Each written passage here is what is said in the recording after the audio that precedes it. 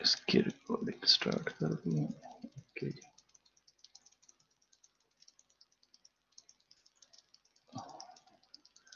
तो इसी स्क्रीन को हम शेयर करते हैं।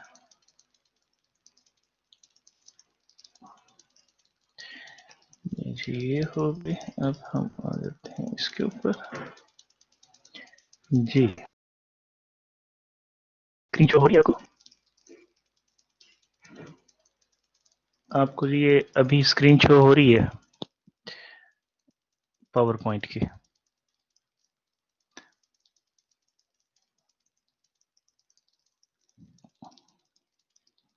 Okay, that's great, that's great. मुझे जरा खोलने दें एक और।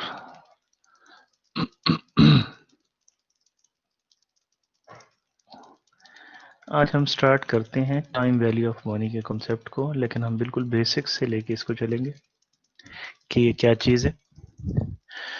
तो पहले मैं आपको 40-45 मिनट्स का लेक्चर देता हूँ, फिर दरमियान में आपसे क्वेश्चन ले लूँगा। अगर आपको कोई क्वेश्चन होगा तो फिर इसी तरह से हम 40-45 मिनट्स का लेक्चर करके तो उसको जो है। जी ये स्लाइड नज़र आ रही है अभी आपको?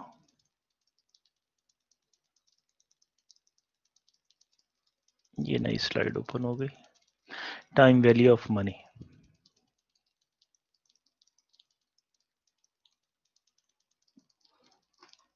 मुझे ज़रा इंश्योर कर दें कि आपको ये सेशन 4 की स्लाइड नज़र आ रही है। मैं इसको मिनिमाइज कर रहा हूँ अभी।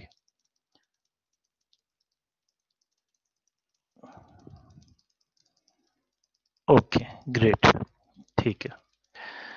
चलें जी हम स्टार्ट करते हैं, क्योंकि इस वक्त मैं आपके साथ साथ जो है ना आपको आपके क्वेश्चंस और चैट नहीं देख सकता जब मैं स्लाइड ओपन करता हूँ। तो सेशन 6 है, सेशन 6 हमने नहीं करना अभी, सेशन 4 हमने करना है। सेशन 4 बेसिकली ये सेशन 5 है, लेकिन एक सेशन हमने स्किप किया है दरमियान में, जिसको मैंने फेस टू फेस क्लास में थोड़ा सा आपको बताया था।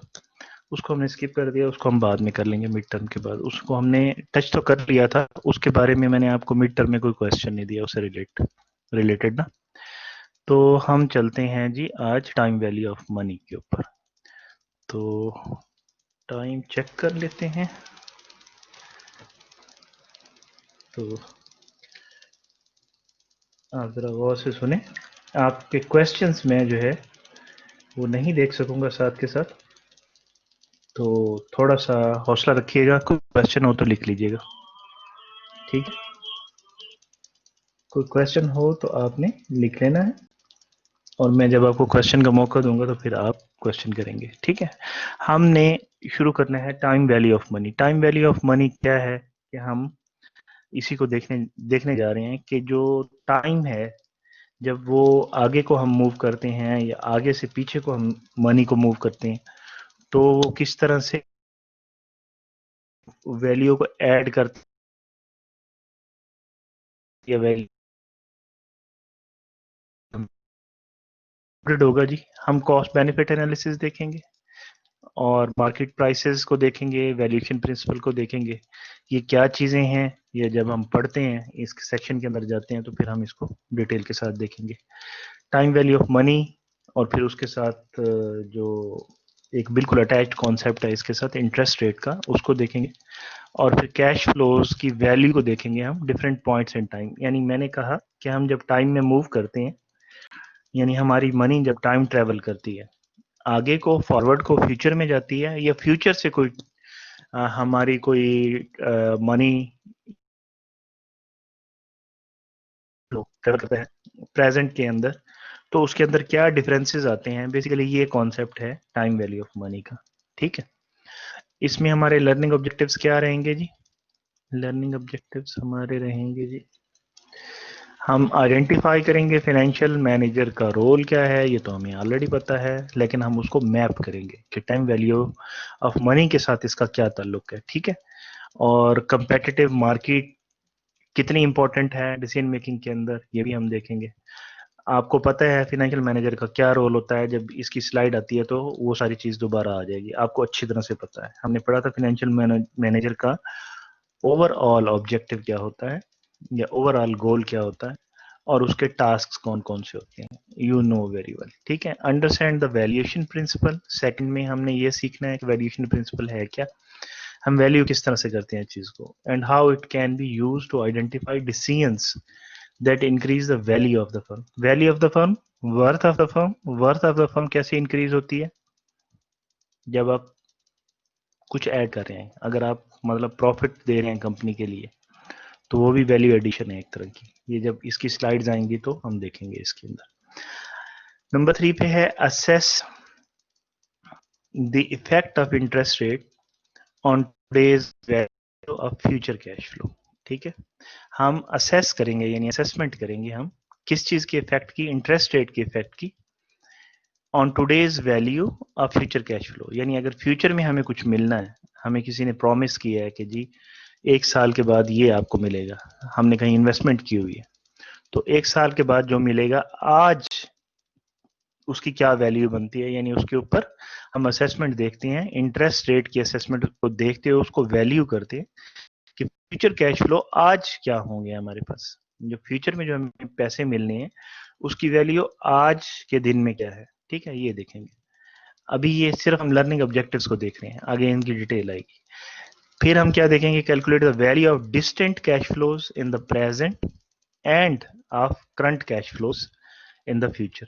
तो दोनों तरफ से हमने क्या करना है, हमारी जो मनी है, money means cash flow, money means cash flow. ठीक है, मनी मींस आपको कुछ मिलना है, ठीक है, कैश की सूरत में कुछ मिलना है, तो वो आपका कैश फ्लो है। हम अब मनी को कैश फ्लो कह रहे हैं जो हमें मिलेगी। ठीक है, तो हम क्या करेंगे, डिस्टेंट कैश फ्लो यानी जो कि हमें अभी नहीं मिलने, दूर हैं टाइम के हिसाब से, टाइम ट्रैवलिंग में दूर हैं, हमें फ्यूचर में मिलने हैं, उनकी आज क्या वैल्यू है। जैसे ऊपर था असेसमेंट के ऊपर, उसमें हमने इंटरेस्ट रेट की असेसमेंट देखी थी, इसमें हम ओवरऑल देख रहे हैं। ठीक है, डिस्टेंट कैश फ्लो मींस जो कैश फ्लोज अभी नहीं मिलने हैं, हमें फ्यूचर में मिलने हैं, उनकी प्रेजेंट वैल्यू क्या है, और करंट कैश फ्लोज की फ्यूचर में क्या वैल्यू है। फॉर एग्जाम्पल, आप इन्वेस्टमेंट करने जा रहे हैं, आप कहते हैं कि मुझे फ्यूचर में इतने पैसे चाहिए। ठीक है, तो करंट कैश फ्लोज की फ्यूचर में क्या वैल्यू होगी, यानी आपकी मनी फ्रॉम प्रेजेंट या from today to the future at some date in future travel करेगी, तो क्या इंपैक्ट आएगा। और अगर बैक ट्रेवल करती है यानी टाइम में मूव फॉरवर्ड कर रही है या कर रही है, तो दो तो वैल्यू को कैलकुलेट करेंगे। ये हमारा लर्निंग ऑब्जेक्टिव रहेगा कि हम ये सीख रहे हैं इसके अंदर। ठीक है,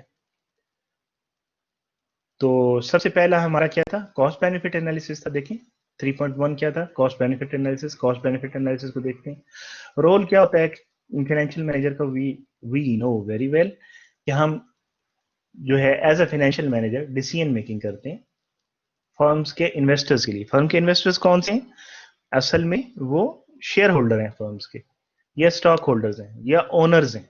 ठीक है, जो ओनर्स हैं वही इन्वेस्टर्स हैं, उनको इन्वेस्टर्स भी हम कहते हैं, वो फर्म के इन्वेस्टर्स होते हैं। ठीक है, उन्होंने इन्वेस्टमेंट की हुई है, बिल्कुल वैसे ही जैसे ओनर्स इन्वेस्टमेंट करते हैं अपने बिजनेस के अंदर, तो उन्होंने इन्वेस्टमेंट की हुई है, तो हम उनको फर्म का इन्वेस्टर भी कहते हैं। तो ये जो आप एज अ फाइनेंशियल मैनेजर जो भी डिसीजन करते हैं, बेसिकली वो डिसीजन मेकिंग किसके बिहाफ पे होती है, ओनर्स के बिहाफ पे होती है। और गुड डिसीजंस कौन से होते हैं जिसमें आपके बेनिफिट एक्सीड कर जाएं कॉस्ट के साथ।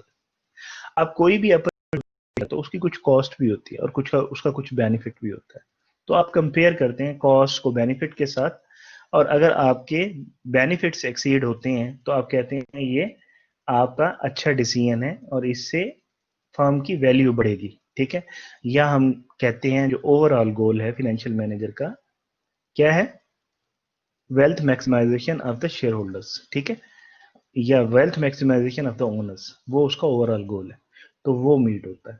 आप इसकी एग्जांपल यूं ले सकते हैं, हम यहाँ पे फिनेंशियल्स की बात करें। ठीक है, आप जनरली वैसे बात करें तो आप अकाउंटिंग में देखते हैं कि आप ऑपरेशंस करते हैं, तो उसके ऑपरेशंस के लिए आपके एक्सपेंसेस भी होते हैं ना। आप कुछ प्रोडक्शन कर रहे हैं, प्रोड्यूस कर रहे हैं, मार्केट में दे रहे हैं, बेच रहे हैं उसको, आपको उसकी प्रोडक्शन के ऊपर भी कुछ कॉस्ट आती है, उसको सेल करने की भी कुछ कॉस्ट आती है। ठीक है, कुछ फिक्स कॉस्ट होती है, कुछ वेरिएबल कॉस्ट होती है, कुछ मतलब सारी कॉस्ट आप माइनस करते हैं अपने रेवेन्यूज में से।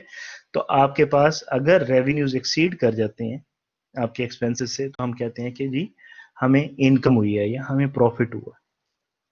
तो अगर प्रॉफिट हो रहा है तो हम कहते हैं कंपनी अच्छी जा रही है। मैं ये अकाउंटिंग पॉइंट ऑफ व्यू से बता रहा हूँ। इन the same way financial manager क्या करता है? फाइनेंशियल मैनेजर के तो तीन ही काम है ना, हमने जो तीन मेजर टास्क उसके देखे थे। उसने अकाउंटिंग का काम तो नहीं करना। अब ऑपरेशंस में तो पूरी फर्म इन्वॉल्व होती है। आई मीन के उसके अंदर बाकी सारे डिपार्टमेंट्स भी इन्वॉल्व होंगे, ऑपरेशंस इन्वॉल्व होगा उसके अंदर, मार्केटिंग इन्वॉल्व होगी उसमें, सेल्स इन्वॉल्व होगी उसमें, आपकी प्रोडक्शन और मैन्युफैक्चरिंग वाले इन्वॉल्व होंगे, पूरी कंपनी इन्वॉल्व होगी उसमें। फाइनेंशियल मैनेजर की अपने जो काम है वो कौन से हैं? इन्वेस्टमेंट डिसीजंस, फिनेंसिंग डिसीजंस और वर्किंग कैपिटल मैनेजमेंट के जो डिसीजंस हैं वो। तो अगर वो अपने डिसीजंस के अंदर वो देखता है कि इसकी कॉस्ट क्या है और इसका बेनिफिट क्या है, इन द सेम वे जैसे ओवरऑल कंपनी देखती है कि अगर कंपनी प्रॉफिट अर्न कर रही है तो आप कहते हैं कि आप वैल्यू ऐड कर रहे हैं कंपनी के अंदर, या वैल्यू मैक्सिमाइज कर रहे हैं, ठीक है, या वेल्थ मैक्सिमाइज कर रहे हैं। तो आपकी इन the same way financial manager को अगर आप देखते हैं तो वो अगर कोई जो डिसीजन लेता है, फॉर एग्जांपल वो इन्वेस्टमेंट डिसीजन लेता है, तो इन्वेस्टमेंट डिसीजन लेता है तो वो क्या करता है? उसकी कुछ कॉस्ट होती है। कॉस्ट क्या होती है अभी हम देखते हैं। वैसे तो आप कहते हैं कि जो फोरगॉन कॉस्ट होती है आपकी, यानी आपने एक, आपके पास दो अपॉर्चुनिटीज हैं, आपने एक अपॉर्चुनिटी को पकड़ लिया, दूसरी को छोड़ दिया। जिसको छोड़ दिया वो आपकी कॉस्ट है, जिसको आपने पकड़ लिया उसमें से आपको जो बेनिफिट मिलेगा वो आपका बेनिफिट है। तो आप बेनिफिट और उसकी कॉस्ट को कंपेयर करते हैं। अगर बेनिफिट्स एक्सीड कर जाते हैं तो आप कहते हैं कि इट्स अ गुड डिसीजन, ठीक है। In the same way financing के लिए जा रहे हैं आप, आपको पैसे चाहिए, you want to raise funds, तो आप फंड्स रेज कर रहे हैं, तो किस उसमें से कितने फंड्स रेज कर रहे हैं, कितने फंड्स रेज करने हैं आपने टोटल, यानी आपके पास कोई टारगेट होगा कि आपने इतने फंड्स रेज करने हैं। तो आप देखेंगे कि इन फंड्स को रेज करने की कॉस्ट क्या है, ठीक है।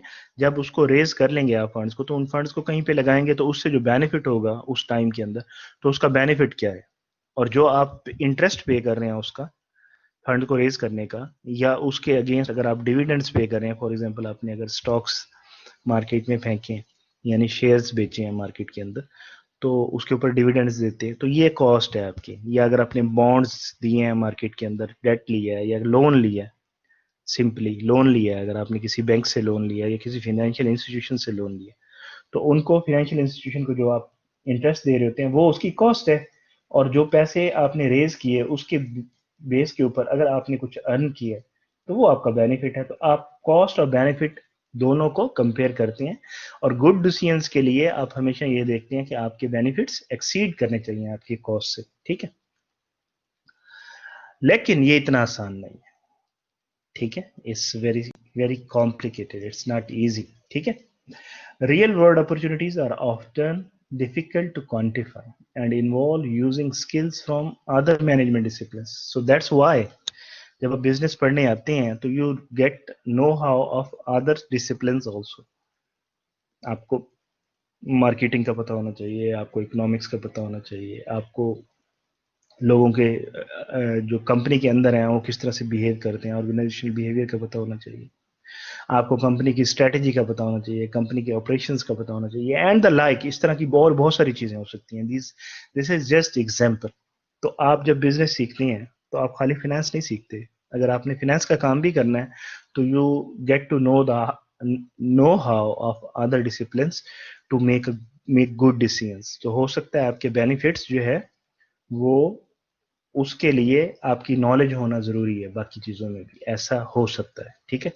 बहुत पॉसिबल है। ऐसा जरूरी नहीं कि सारे डिसिप्लिन ही उसके अंदर इन्वॉल्व हो रहे हैं। हो सकता है मैनेजमेंट, मार्केटिंग, सेल्स इन्वॉल्व हो रही हो, ठीक है, या स्ट्रेटेजी इन्वॉल्व हो रही हो, इस तरह की चीजें हो सकता है इन्वॉल्व हो रही हो। तो आपका जो क्वांटिफिकेशन है, यानी आपका जो कॉस्ट और बेनिफिट्स, उनको जो क्वांटिफाई आपने करना है, उसके लिए आपकी दूसरे डिसिप्लिन की नॉलेज होना भी बहुत जरूरी है, ठीक है। और कहीं पे भी कोई भी डिसिप्लिन इन्वॉल्व हो सकता है आपके डिसीजन मेकिंग के अंदर, क्वांटिफिकेशन के अंदर। Any decisions in which the value of the benefits exceeds the cost will increase the value of the firm. Simply worth आपकी कंपनी की बढ़ जाएगी। हमने पढ़ा था कि जो एसेट्स होते हैं टोटल, हम बैलेंस शीट को कहते हैं ना, हमने बैलेंस शीट पढ़ी डिटेल के साथ, हमने कहा बैलेंस शीट को कि ये क्या होती है, स्टेटमेंट ऑफ फाइनेंशियल पोजीशन होती है। ठीक है, इसमें क्या नजर आ रहा होता है, हमें नजर आ रहा होता है रिसोर्सेज नजर आ रहे होते हैं टोटल एसेट्स, और उनके सोर्सेज कहाँ पे हैं, यानी इक्विटी में है या लाइबिलिटी के अंदर है, ओनर्स ने कितना डाला है और बाहर के लोगों ने कितना डाला है। तो आप उसमें स्टेटमेंट ऑफ फाइनेंशियल पोजीशन के अंदर देख रहे होते हैं रिसोर्सेज, कितने रिसोर्सेज हैं कंपनीज के पास, यानी एसेट्स कितने हैं और वो एसेट्स कहाँ से जनरेट हो रहे हैं, उनके सोर्सेज क्या है, ओनर इक्विटी है या लाइबिलिटीज उसकी सोर्सेज हो सकते हैं। तो आप कहते हैं जितने एसेट्स ज्यादा होंगे उतनी कंपनी की वर्थ ज्यादा होगी, लेकिन हमने कहा यार ये एसेट्स जो हम देखते हैं, इन एसेट्स को देखने का भी तो दो तरीके हैं ना। हमने कहा इसको हम अकाउंटिंग के तरीके से देखते हैं, तो हम कहते हैं ये बुक वैल्यू है हमारे एसेट्स की ना। दूसरा तरीका भी होता है, हम मार्केट कैपिटलाइजेशन देखते हैं, हम कहते हैं कि मार्केट वैल्यू क्या है शेयर्स की हमारी, उसको मल्टीप्लाई कर दें जितने भी टोटल नंबर ऑफ शेयर्स हैं, तो वो आपकी मार्केट कैपिटलाइजेशन आ जाती है। तो आपके एक्चुअल एसेट्स की जो प्राइस है वो बुक वैल्यू से ज्यादा भी हो सकती है, कम भी हो सकती है और सेम भी हो सकती है। ये तीनों चीजें हम डिस्कस कर चुके हैं। तो आपको मैं बता रहा हूं कि वैल्यू ऑफ द फर्म या वर्थ ऑफ द फर्म जो है, या वर्थ ऑफ द एसेट्स या वर्थ ऑफ द रिसोर्सेज जो है, this is determined by basically by two methods, either by accounting method book value of the assets or the market। तो कौन सा तरीका ज्यादा बेहतर रहेगा, भी आप एक चीज लेते हैं, जैसे मैंने एक एग्जांपल दी थी कि आपने एक मोबाइल फोन लिया, ठीक है, आपने मोबाइल फोन लेके आए, 1.5 लाख का आईफोन ले लिया आपने, आईफोन 12 जो है लिया आपने 1.5 लाख का, और अब आपने कहा यार ये इसके तो फीचर्स मुझे समझ नहीं आ रहे, मैं तो इसको चला नहीं पा रहा, तो मैं क्या करता हूँ, मैं इसको बेचता हूँ जाके मार्केट में। आप जाते हैं मार्केट में जाके बेचते हैं, आपने तो 1.5 लाख का लिया था, अब आप बेचने गए हैं तो वो तो 1.5 लाख का नहीं बिक रहा, वो कहते हैं कि भाई ये तो 1.5 लाख का नहीं है, हम तो इसका 1.40 देंगे, 10,000 उसकी वैल्यू डिक्रीज हो गई। तो कौन सी वैल्यू ज्यादा इंपॉर्टेंट रही, अकाउंटिंग वैल्यू या market value? Obviously the market value is important. तो हम ये कहते हैं कि हम जब क्वांटिफाई करते हैं कॉस्ट और बेनिफिट्स को, तो उसमें जो हम वैल्यू देखते हैं जो इंक्रीज हो रही होती है वो हम मार्केट को देखते हैं, मार्केट वैल्यू। और मार्केट वैल्यू यानी अगर हम किसी भी फर्म की मार्केट के हिसाब से वैल्यू देखते हैं तो उसमें सबसे इंपॉर्टेंट क्या चीज है, सबसे इंपॉर्टेंट क्या चीज है उसमें, उसमें सबसे इंपॉर्टेंट आपकी स्टॉक की प्राइस है, शेयर की प्राइस है, जो मार्केट वैल्यू शेयर की चल रही है वो इंपॉर्टेंट है। ठीक है, तो यहाँ पे क्वांटिफाइंग के अंदर उसने कहा कि जब आपके बेनिफिट सक्सीड कर जाते हैं कॉस्ट से तो आपकी फर्म की वैल्यू बढ़ जाती है। आगे हम इसको देखेंगे।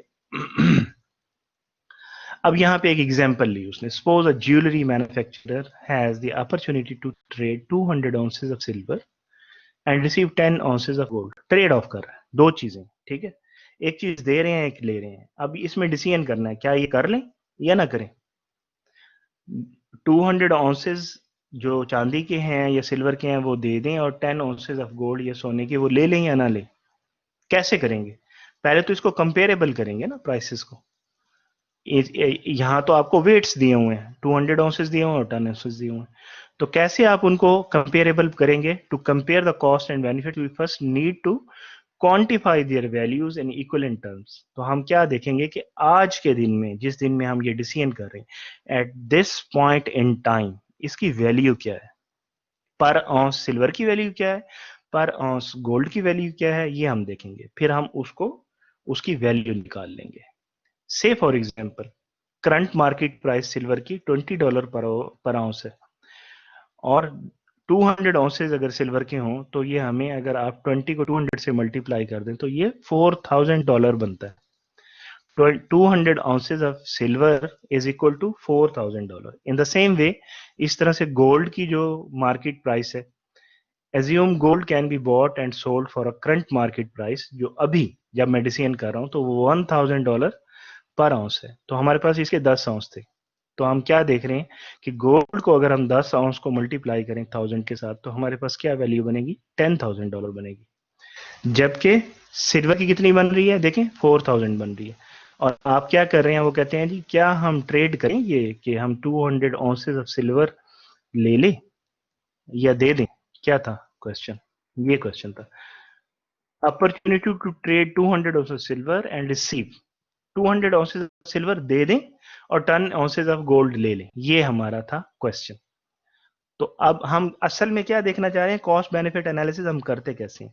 पहले कंपेरेबल बनाएंगे, क्वांटिफाई करेंगे उनकी वैल्यूज को, ठीक है, आज के दिन के अंदर उसकी क्या कैश वैल्यू, दोनों की कैश वैल्यू निकाल ली, जो हम ले रहे हैं वो 10,000 है और जो हम दे रहे हैं वो 4,000 है उसकी वैल्यू।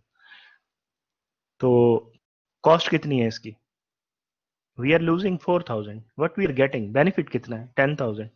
तो दोनों का डिफरेंस देखें क्या आ रहा है, दोनों का डिफरेंस आ रहा है 6,000। It means we are at 6,000 benefit. तो डिसीजन करना चाहिए, यस करना चाहिए, ठीक है। 6,000 हमें पॉजिटिव वैल्यू मिल रही है इसकी, हम 4,000 का हमें लॉस हो रहा है, लॉस का मतलब कॉस्ट है, लॉस ना कहें उसे, कॉस्ट है हमें, हम दे रहे हैं जो उसकी कॉस्ट कितनी है, वो हमारी कॉस्ट है, जो हम ले रहे हैं वो हमारा बेनिफिट। तो अगर जो हम ले रहे हैं वो देने से ज्यादा है, यानी हमारे जो बेनिफिट्स हैं वो एक्सीड कर रहे हैं हमारी कॉस्ट के से, तो हम कहते हैं कि ये क्या है, ये कॉस्ट बेनिफिट एनालिसिस हमारा हो गया, हमें ये डिसीजन कर लेना चाहिए। इससे क्या होगा, फर्म की वर्थ इंक्रीज होगी। अच्छा, ये बहुत सिंप्लीफाइड एग्जांपल है, ठीक है, लेकिन we are moving step by step because it's positive, the benefits exceeds the cost and the jeweler should accept this trade। तो इस ट्रेड को उसे ले लेना चाहिए, ठीक है। अब आप इसमें देखें, हमने इसमें जब कंपेरेबल किया प्राइस को, तो हमने कहा कि मार्केट के अंदर क्या प्राइस चल रही है। हमने कहा एक बुक वैल्यू होती है, बुक वैल्यू इंपॉर्टेंट नहीं है, हम कहते हैं मार्केट वैल्यू इंपॉर्टेंट है। मार्केट वैल्यू इंपॉर्टेंट है, इसलिए फाइनेंशियल मैनेजर का रोल जो है वो इंपॉर्टेंट है, ठीक है। अगर बुक वैल्यू ही होती तो फिर तो अकाउंटेंट ही कर लेता ना सारे काम, फिर तो फाइनेंशियल मैनेजर की जरूरत ही नहीं थी। तो competitive market is one in which a good can be bought and sold at price. आप जिस टाइम पे वो बाय करते हैं और सेल करते हैं, सेम टाइम पे वो बाय और सेल कर सकते हैं। अब मार्केट से मुराद हमारी क्या है, सिक्योरिटीज की मार्केट है। सिक्योरिटी से हमारी मुराद क्या है, फाइनेंशियल एसेट्स की ट्रेडिंग है। फाइनेंशियल एसेट्स की ट्रेडिंग से क्या मुराद है, स्टॉक मार्केट, यानी हम बॉन्ड्स या स्टॉक्स उनको बाय या सेल कर रहे हैं, या हम कंपेटिटिव मार्केट में हम अजम्पशन ले रहे हैं कि हम जिस प्राइस पे किसी चीज को बाय कर सकते हैं उसी चीज पे उसको सेल भी कर सकते हैं सेम प्राइस के ऊपर, ठीक है।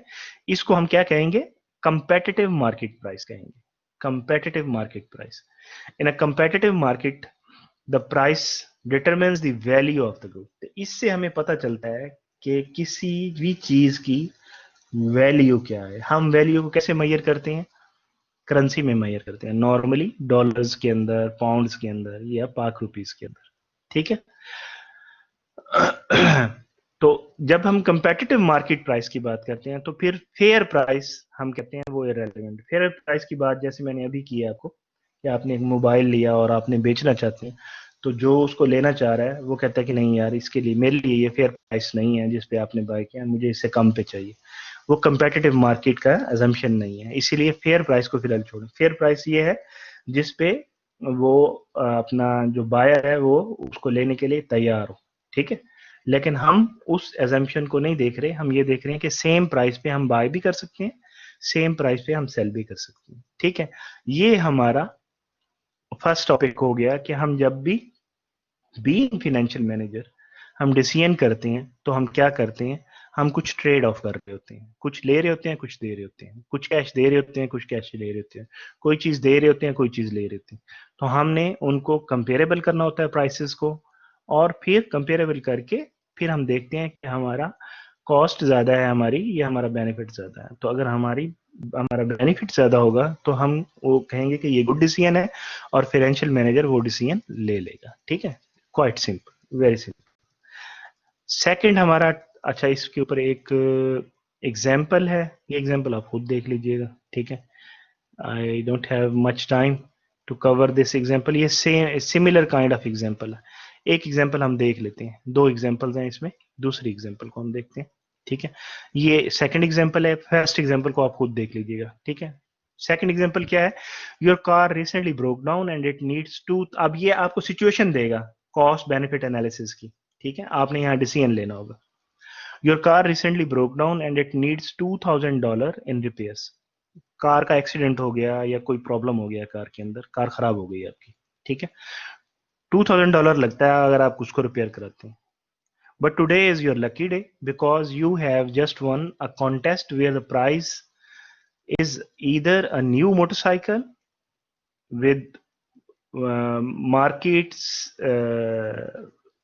रिटेल प्राइस जो है उसकी 15,000 है. आपको एक मोटरसाइकिल मिल सकता है जिसकी प्राइस $15,000 है, या आप कैश ले सकते हैं $10,000 कैश. ठीक है. You do not have motorcycle licence. आपके पास मोटरसाइकिल लाइसेंस नहीं है, लिहाजा आप मोटरसाइकिल लाइसेंस में आप मोटरसाइकिल लेने में इंटरेस्टेड भी नहीं है, ना ही आपका कोई प्लान था मोटरसाइकिल लेने का, लेकिन प्राइस में आपका मोटरसाइकिल निकला जिसकी कॉस्ट जो है 15,000.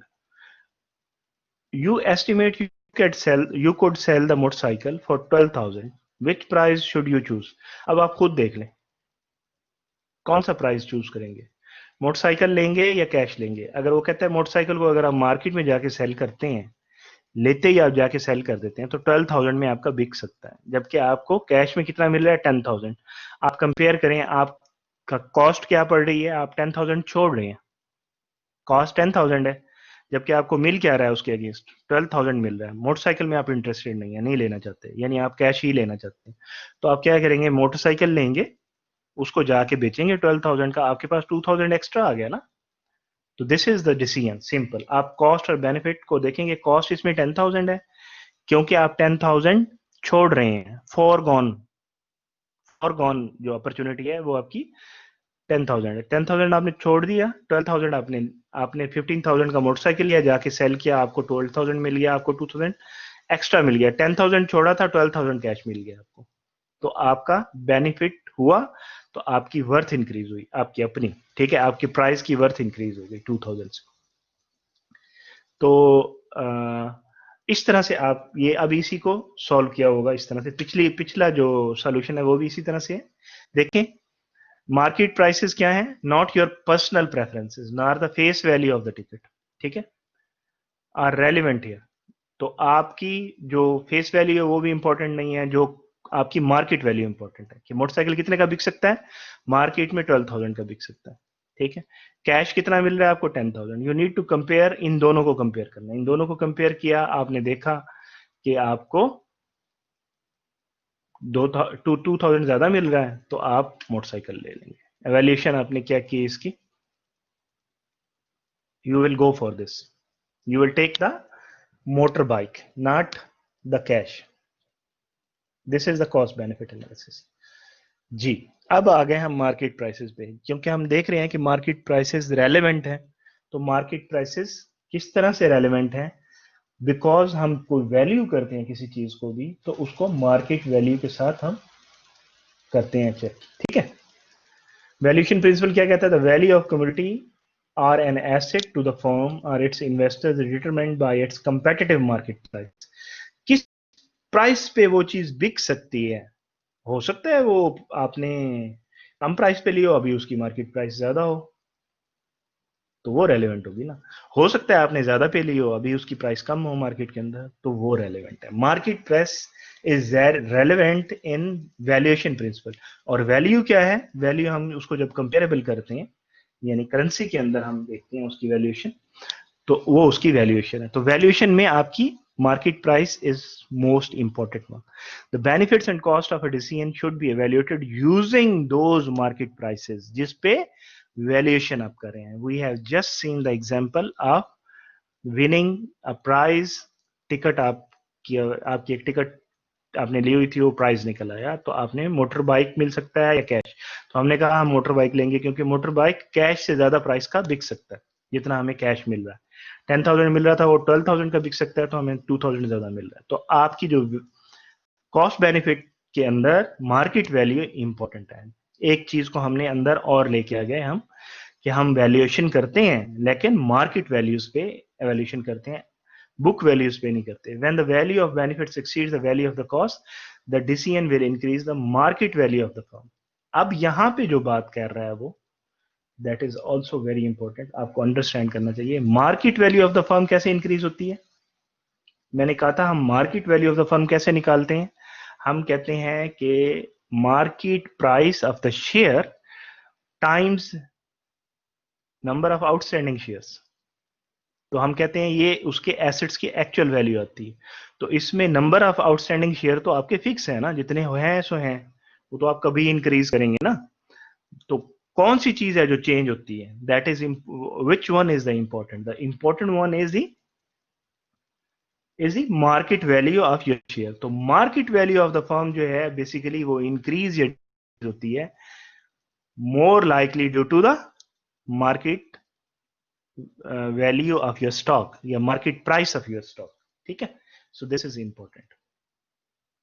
इसकी एग्जांपल आ रही है, इसकी एग्जांपल को भी आप खुद देख लीजिएगा।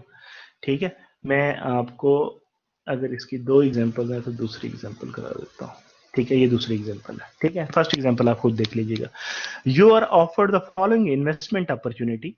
आपके पास इन्वेस्टमेंट अपॉर्चुनिटी है, यानी आप इन्वेस्ट कर सकते हैं पैसे। ठीक है, इन एक्सचेंज फॉर 50,000 टुडे, यानी आज आप इन्वेस्ट करें 50,000, you will receive 2,500 shares of stock in the Ford motor company.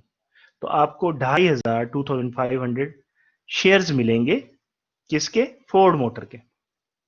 Ford motor company एक कंपनी है, कारपोरेशन है, उसके 2,500 शेयर्स आपको मिलेंगे। ठीक है, एंड 10,000 यूरोज टुडे, या फिर आपको 10,000 यूरोज मिलेंगे। ठीक है, the current market price for Ford company, अब आप देखेंगे फोर्ड कंपनी के शेयर्स मिल रहे हैं आपको 2,500। ठीक है, व्हाट यू आर सीइंग 2,500 आपको शेयर्स मिल रहे हैं, लेकिन ये तो नंबर ऑफ शेयर्स है ना। तो व्हाट इज रेलेवेंट, हमें देखना है कि इसकी मार्केट प्राइस क्या है इस शेयर की। Market price for Ford stock is $14 पर share, and the current exchange rate is 1.12 पर पाउंड। ये पाउंड का सिंबल है। ठीक है, $1.12 पर पाउंड। एक पाउंड आपको मिल रहा है 1.12 का। Should you take opportunity, would your decision change if you believed the value of the euro would rise over the next month? आपका डिसीजन चेंज होगा अगर आपको पता चले कि अगले महीने जो है आपकी यूरो की प्राइस मजीद इंक्रीज कर जाएगी। तो आप क्या दे रहे हैं, देखिए आप क्या दे रहे हैं, कॉस्ट क्या है आपकी, $50,000 है। 50,000 दे रहे हैं ना आज इन्वेस्टमेंट के अंदर। आपको क्या मिल रहा है, 2,500 शेयर्स मिल रहे हैं जिसकी प्राइस कितनी है, $14 पर शेयर है, और साथ आपको और क्या मिल रहा है, एंड 10,000 यूरोज मिल रहे हैं। तो आप इन दोनों को क्या करेंगे, कंपेरेबल बनाएंगे। पहले आज के दिन में क्या कंपेरेबिलिटी बनती है इसकी। Let's start solving this problem. Cost and benefit must be converted to their cash values. 2,500 shares हैं, $14 शेयर है, तो मल्टीप्लाई किया तो ये $35,000 बन गए आपके पास। और 10,000 यूरोज हैं, और 10,000 यूरो, एक यूरो कितने का है, $1.12 का है। ठीक है, तो यूरोज को आपने डॉलर में कन्वर्ट करना है, तो 1.12 के साथ मल्टीप्लाई करेंगे तो ये बन गया आपके पास 11,200। तो आप इसको ऐड करेंगे, जबकि आप दे रहे हैं 50,000, ऐड करेंगे तो क्या बनेगा, 35,000 प्लस 11,200 क्या बनता है, -50,000 कर लें, 50,000 आप दे रहे हैं ना, तो आपकी नेगेटिव वैल्यू आ रही है। तो हम क्या ये डिसीजन लेंगे, नहीं लेंगे। अगर हमें पता चले कि अगले महीने बढ़ेगी वैल्यू, तब भी नहीं लेंगे। कितनी बढ़ेगी हमें क्या पता। This value depends on the current market prices for Ford and the euro. Our personal opinion about the future prospects, यानी हमें पता चले कि नेक्स्ट मंथ इसकी वैल्यू बढ़ जाएगी of the euro and the Ford does not alter the value, the decision today, the decision is not good for the firm and will decrease its value by 3,800। ये 3,800 क्या है, ये वही net value आ रही है जो पॉजिटिव की बजाय नेगेटिव आ रही है। आपकी कॉस्ट तो है 50,000 की, जो आपके बेनिफिट्स हैं वो क्या है, $35,000 आपको मिल रहा है, जो बेनिफिट मिल रहा है शेयर्स में।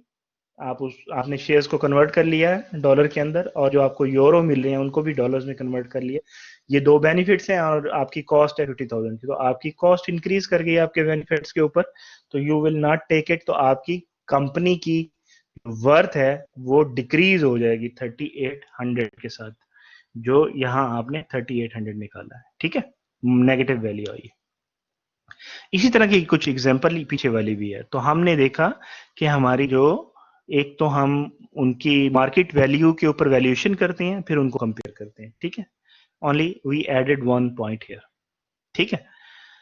Why there can be only one competitive price for a good, एक प्राइस क्यों होनी चाहिए, ठीक है। लॉ ऑफ वन प्राइस क्या कहती है, ये अब हमारा यहाँ पे एक फाउंडेशन बनती है एक नई चीज की।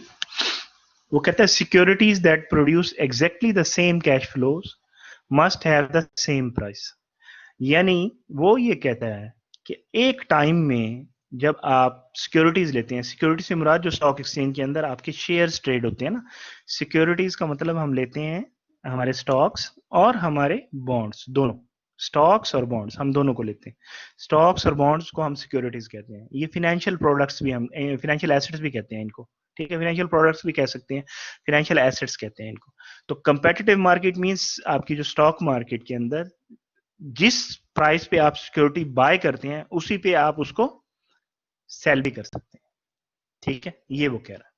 लेकिन इसमें जो डिफरेंस आता है वो हमने स्टॉक मार्केट की जब हमने स्टडी किया था फर्स्ट चैप्टर के अंदर स्टॉक मार्केट को, सेकंड लेक्चर जो हमारा था उसमें हमने देखा था, तो हमने देखा था कि उसमें जो ब्रोकरेज फीस और ये वो सारी चीजें ऐड होती हैं, वो उनको नहीं देख रहे हम। लेकिन यहाँ पे ये कह रहे हैं कि एक ही प्राइस पे वो ट्रेड होती है, चाहे जो सेल कर रहा है चाहे या जो बाय कर रहा है। तो इसको हम कहते हैं लॉ ऑफ वन प्राइस। तो ये हम बात कर रहे हैं सिक्योरिटीज की, ठीक है। What else, why there can be only one competitive price for good, वही उसी को कंटिन्यू कर रहे हैं, इसी हेडिंग को हमने यहाँ पे भी देखा। आर्बिट्रेज क्या है, the practice of buying and selling equivalent goods to take advantage of a price difference. आपने देखा होगा कि सेम चीज की प्राइस डिफरेंट प्लेसेस पे डिफरेंट होती है, ठीक है। या आपने अगर कोई चीज लेनी है, से फॉर एग्जांपल हम मोबाइल की बात करते हैं, या किसी आईपैड या लैपटॉप की बात करते हैं, तो सेम लैपटॉप की प्राइस एक शॉप पे कुछ और है, दूसरे पे कुछ और है। तो आप क्या करते हैं, आप इस आर्बिट्रेज को यूज करते हैं। आप कहते हैं कि जहां पे मुझे कम प्राइस मिलेगी, सेम प्रोडक्ट मिल रही है मुझे लेकिन कम प्राइस पे मिल रही है, मैं उस आर्बिट्रेज का फायदा उठाऊंगा, ठीक है। इसको हम कहते हैं आर्बिट्रेज अपॉर्चुनिटी। से फॉर एग्जांपल सेम थिंग आप एक रिटेलर से लेते हैं आपको महंगी मिलती है, होलसेलर से लेते हैं आपको सस्ती मिलती है, ठीक है। आप फैक्ट्री आउटलेट से जाके लेते हैं आपको और सस्ती मिलती है। तो आप क्या कोशिश करते हैं, आप कहते हैं कि प्रोडक्ट तो सेम है, व्हाई शुड आई पे मोर, तो मैं क्यों ज्यादा पे करूं। तो you will see for the best price of that product given the differences in the selling and buying prices.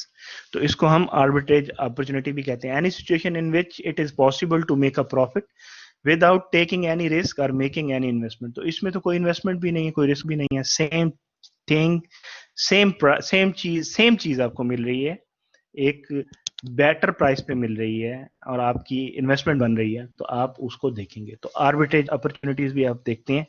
इसमें असल में जो चीज इंपॉर्टेंट है, हमने वहां पे भी देखा था कि सेकंड्स के अंदर मार्केट आपकी चेंज होती है। तो जो कुछ जो स्लो होते हैं उसके अंदर, मार्केट के अंदर, उनको वो ऑर्डर पे करने पड़ते हैं, जो वो बाय हो जाते हैं, यानी वो at the right moment, at the right fraction of the second, वो अगर प्राइसेस चेंज नहीं करते, कोई न्यूज आ जाती है मार्केट के अंदर, तो वो उसका उनको लॉस होता है अगर वो फौरी तौर पे उसके ऊपर एक्ट नहीं करते, तो ठीक है। तो इसका वो फायदा उठाते हैं, तो फाइनेंशियल मैनेजर भी इसका फायदा उठाता है, ठीक है। इन चीजों को वो देखता है कि सेम थिंग, सेम क्वालिटी की प्रोडक्ट, सेम थिंग या सेम इन्वेस्टमेंट, बिल्कुल वैसे ही जैसे मैं आपको एक एग्जांपल देता हूँ, इसकी एक और एग्जांपल देता हूँ। आपने लोन लेना है, ठीक है। आप लोन लेने के लिए एक बैंक में जाते हो, वो आपको interest rate, lending interest rate offer कर रहे हैं 10.5। दूसरे के पास जाते हैं, वो ऑफर कर रहे हैं आपको 10.75। तीसरे के पास जाते हैं, आपको ऑफर कर रहे हैं 11%। तो आप इमीडिएटली, आपको सोचने की जरूरत भी नहीं है, ठीक है। आपको सेम अमाउंट ऑफ लोन मिल रही है, ठीक है। इंटरेस्ट रेट जहां पे कम मिल रहा है वहीं जाएंगे ना, या ज्यादा पे जाएंगे, ज्यादा पे नहीं जाएंगे ना। तो ये आर्बिट्रेज अपॉर्चुनिटी है आपकी, ठीक है, जिसको फाइनेंशियल मैनेजर जो है वो इसको यूटिलाइज करता है। अभी इसका तीसरा कॉन्सेप्ट आ गया इंटरेस्ट रेट और टाइम वैल्यू ऑफ मनी का। इससे पहले कि हम इस कॉन्सेप्ट के ऊपर जाएं, अब मैं आपके थोड़े से क्वेश्चन ले लेता हूं। ठीक है जी, मैं के उसके ऊपर आ रहा हूं। ये इसको किया क्लोज। जी, एनी क्वेश्चंस? समझ आ रही है? मैं बहुत स्लो लेके जा रहा हूं, आपको बहुत स्लो लेके जा रहा हूं। Any questions? अपने क्वेश्चंस यहाँ पे टाइप करें। अगर कोई क्वेश्चन नहीं है तो आप बताएं, क्लियर है तो आगे चलें। मैं आपके टेक्स्ट देख रहा हूं अभी।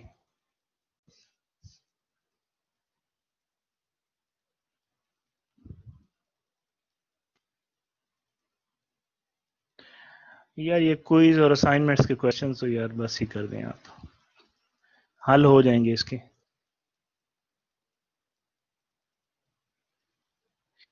डॉक्टर रियाज अहमद जो है वो गुलशन कैंपस में सपोर्ट दे रहे हैं हमें।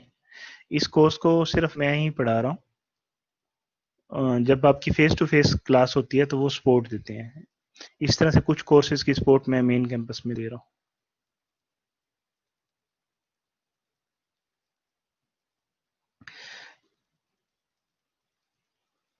डिस्टेंट कैश फ्लो का मतलब वो कैश फ्लो, वो अमाउंट जो आपको अभी नहीं मिलनी, कुछ टाइम के बाद मिलनी है, यानी फ्यूचर में मिलनी, उसको हम डिस्टेंट कैश फ्लो कहते हैं। लेकिन अभी हम इसको देखेंगे। करंट कैश फ्लो का मतलब जो आज हमारे पास पैसे आने, इसको करंट कैश फ्लो कहेंगे।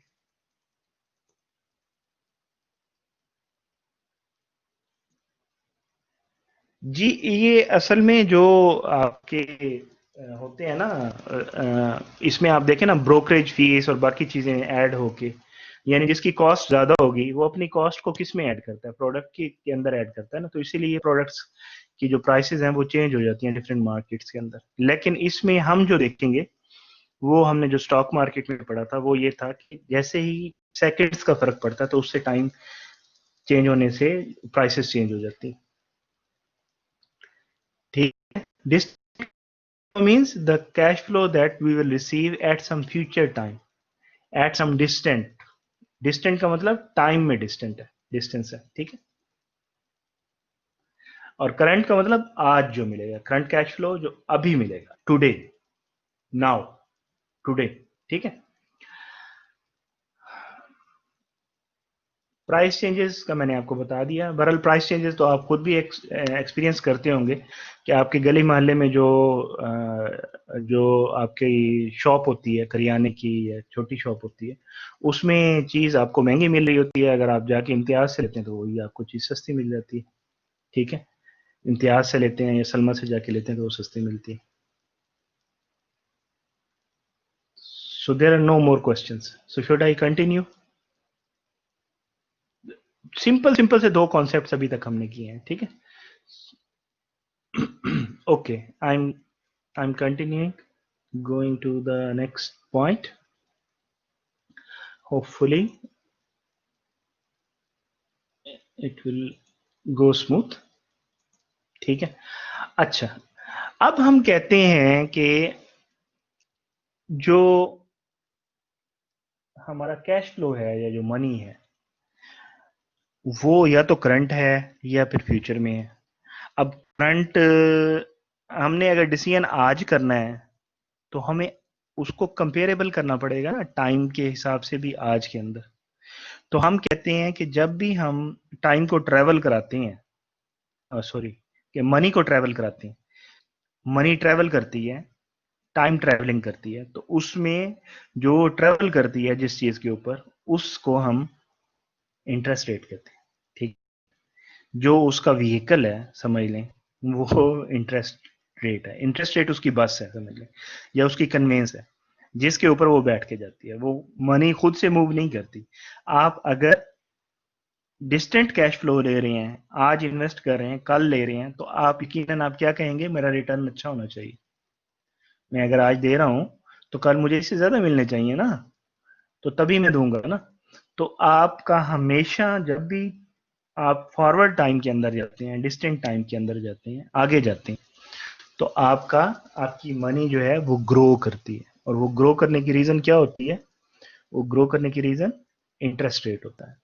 इंटरेस्ट रेट उसके ऊपर लगता है, इंटरेस्ट रेट उसको इंक्रीज करता है उस मनी को, ठीक है। और इन द सेम वे, जब आप फ्यूचर की कोई आपको पैसे मिलने हैं, अगर आप आज डिसीजन कर रहे हैं उसका, तो आज डिसीजन नहीं कर सकते सेम अमाउंट लेके, क्योंकि वो अमाउंट तो आपको मिलनी है फ्यूचर के अंदर। उस वक्त इन्फ्लेशन क्या होगी, उस वक्त इकोनॉमिक कंडीशंस क्या होंगी, उस वक्त क्या चीजें होंगी, ठीक है, उस वक्त प्राइसेस क्या होंगी, ठीक है। अब आप देखें कि हम आज से अगर थोड़ा पीछे चले जाएं, पाकिस्तान की पाकिस्तानी रुपए को देखें डॉलर के साथ, तो 2017 के अंदर डॉलर 100 रुपीज का था, और आज वो 160 का है, ठीक है। अगर आप उस वक्त में कोई डिसीजन आपने किया होता, तो आपको 60 रुपीज पर डॉलर आपको लॉस हुआ, अगर आपने डॉलर में कोई डिसीजन लिया उस वक्त तो, ठीक है। तो आप इस तरह से देखते हैं चीजों को कि भाई जो फ्यूचर में जो मिलना है वो हमेशा आज में कम होगा, क्योंकि उसके अंदर बहुत सारे फैक्टर्स इंक्लूड हो जाते हैं, जिसमें इन्फ्लेशन एक फैक्टर है, जिसे हम महंगाई कहते हैं अमूमी तौर पे। इन्फ्लेशन एक चीज है, और दूसरे इकोनॉमिक इंडिकेटर्स हैं, एक्सपोर्ट्स हैं, इंपोर्ट्स हैं, नंबर ऑफ अनएम्प्लॉयमेंट्स हैं कंट्री के अंदर, ठीक है, और number of raw material prices हैं, वगैरह वगैरह, बहुत सारी चीजें, देयर लॉट ऑफ फैक्टर्स। लेकिन हम सारे फैक्टर्स को सेपरेट सेपरेट सेपरेट नहीं लेते, हम सारे फैक्टर्स का ओवरऑल हम एक इम्पैक्ट जो है वो कहाँ ले लेते हैं? वो उसी बस के अंदर ले लेते हैं, जिसको हम बस कह रहे हैं, इंटरेस्ट रेट के अंदर ले लेते हैं। हम कहते हैं इंटरेस्ट रेट कवर अप करता है सारी चीजों को। हम कहते हैं ये जब अप लेके जाता है इंटरेस्ट रेट, टाइम फॉरवर्ड लेके जाता है तो ग्रो करता है, और टाइम बैक करता है तो फिर वो क्या करता है? डिक्रीज करता है। और जब टाइम टाइम हम फ्यूचर टाइम से आज के टाइम में आ रहे हैं, हमें कोई कहता है कि मैं तुम्हें 50,000 जो है आज से 1 साल के बाद दूंगा, तो आप उसको 50,000 नहीं समझेंगे, उसको चेक करेंगे कि आज उसकी वैल्यू क्या है। तो आज उसकी क्या वैल्यू है, उसके लिए फिर आप देखेंगे उसी इंटरेस्ट रेट को, जो आज अगर आप कोई किसी पैसे को इन्वेस्ट करते हैं, तो वो उसको ग्रो करता है उसी तरह से, तो वो उसी तरह से उसको डिक्रीज भी करेगा। तो जिसको हम इंटरेस्ट रेट बोलते हैं जाते हुए, moving forward on the time line, कि हम फॉरवर्ड मूव कर रहे हैं टाइम के अंदर, तो उसको हम इंटरेस्ट रेट बोलते हैं। उसी को हम जब हम वापस आते हैं टाइम से, फ्यूचर से हम वापस प्रेजेंट में आ रहे हैं, just for the comparison whether, कि हमारी इन्वेस्टमेंट उस वक्त जो हमें जो पैसे मिलेंगे आज के दिन में हमारे पास वो कितने पैसे बनते हैं, उसमें हम उसी को डिस्काउंट रेट कहते हैं। एक तरफ वो इंक्रीज कर रहा है जाते हुए वैल्यू को, और वापस आते हुए वो हमारे कैश फ्लो की वैल्यू को डिक्रीज करता है, उसको हम डिस्काउंट रेट कहते हैं। अब हम इसी को अंडरस्टैंड कर लेते हैं, आपको बड़ी आसानी के साथ समझ आ जाएगा, क्योंकि सिंपल इंटरेस्ट और कंपाउंड इंटरेस्ट के जो आपने क्वेश्चन है, वो तो आपने सेकेंडरी स्कूल के अंदर ही भी किए थे, ठीक है। अभी हम उसको अंडरस्टैंड करने की कोशिश करते हैं टाइम वैल्यू के साथ, कि असल में टाइम की वजह से डिफरेंस आता है उसके अंदर। और टाइम जो है, टाइम वैल्यू ऑफ मनी का मतलब क्या है, कि आपके मनी जब भी टाइम के थ्रू ट्रेवल करती है तो उसमें इंटरेस्ट रेट साथ होता है। जब आगे को जाते हैं तो इंटरेस्ट रेट होता है, जब वापस नीचे को आते हैं तो उसको हम डिस्काउंट रेट कहते हैं, ठीक है। अब मैं इसको पढ़ता हूँ इस स्लाइड को। In general, a dollar today is worth more than a dollar in 1 year. 1 साल के बाद जो आपको मिलेंगे वो $1 से कम होगा, ठीक है। उसने उसकी एग्जांपल दी है, if you have $1 today and you can deposit it in a bank at 10%, you will have $1.1 eight the end of 1 year. बहुत सिंपल है। आपके पास अगर $10 आज हैं, वो अपनी जेब में रखने की बजाय अगर आप बैंक में रखें तो आपको $1.1 बन जाएंगे ना। इसका मतलब है $1.1 in future after 1 year is equal to $1 today. तो आपका जो आज का डॉलर है उसकी वैल्यू ज्यादा हुई ना। आपके आज का $1 इक्वल हुआ फ्यूचर के $1.1 के। समझ रहे हैं ना बात को? आज जो आपका $1 है वो फ्यूचर में जाके $1.1 के इक्वल हो जाएगा आपका, ठीक है? The difference in value in money today and money in the future is called the time value of money. कितनी वैल्यू इसकी इंक्रीज हो गई? 10 सेंट, ठीक है? अगर इस एग्जांपल को देखते हैं, $10 था, $1 था, सॉरी $10 नहीं था, $1 था, मैं पहले $10 बोल रहा था, $1 था और आपको 10% के ऊपर आपको मिला। अगर अगर सपोज वो $10 होते तो उसके ऊपर 10% होता तो फिर आपको एक साल के कितने मिलते? फिर आपको एक साल के बाद $11 मिलते, ठीक है? तो आपकी जो वैल्यू इंक्रीज हुई, टाइम वैल्यू ऑफ मनी, वो $10 से $11 हो गया, यानी $1 इंक्रीज हो गया। या अगर $1 है तो 1.1 हो गया, तो आपका 10 सेंट उसकी वैल्यू इंक्रीज हो गई, ठीक है? ये देखें, टाइम लाइन बनाई हमने, ठीक है? जब आप इन्वेस्टमेंट करते हैं तो आप पैसे दे रहे हैं ना, कैश फ्लो हो रहा है, कैश का आउटफ्लो हो रहा है, कैश जा रहा है, इसीलिए नेगेटिव का साइन लगाते हैं। तो आप इन्वेस्टमेंट जब भी करते हैं तो नेगेटिव का साइन लगता है आपके पास। तो अगर आपके पास सपोज $1 हो, ये मैं आपको पॉइंटर के साथ, माउस के पॉइंटर के साथ दिखा रहा हूँ, $1 हो तो आपने $1 दिया और एक साल के बाद आपको $1.1 मिला। अगर आपके पास सपोज, यहाँ पे एक और एग्जांपल ली उसने, consider a firm investment opportunity with a cost of 100,000 today and benefit of 105,000 eight the end of 1 year, ठीक है? तो आज आप कितना दे रहे हैं? $100,000 दे रहे हैं और आपको एक साल के बाद कितना मिल रहा है? $105,000 मिल रहा है। तो इसका मतलब है कि ये दोनों इक्वल हुए ना। इसको अगर हम कंपेरेबल बनाएंगे, एक साल के बाद हमें अगर 105,000 मिल रहा है, 105,000 मिल रहा है, तो 105,000 टुडे किसके इक्वल है? टुडे वो इक्वल है 100,000 के।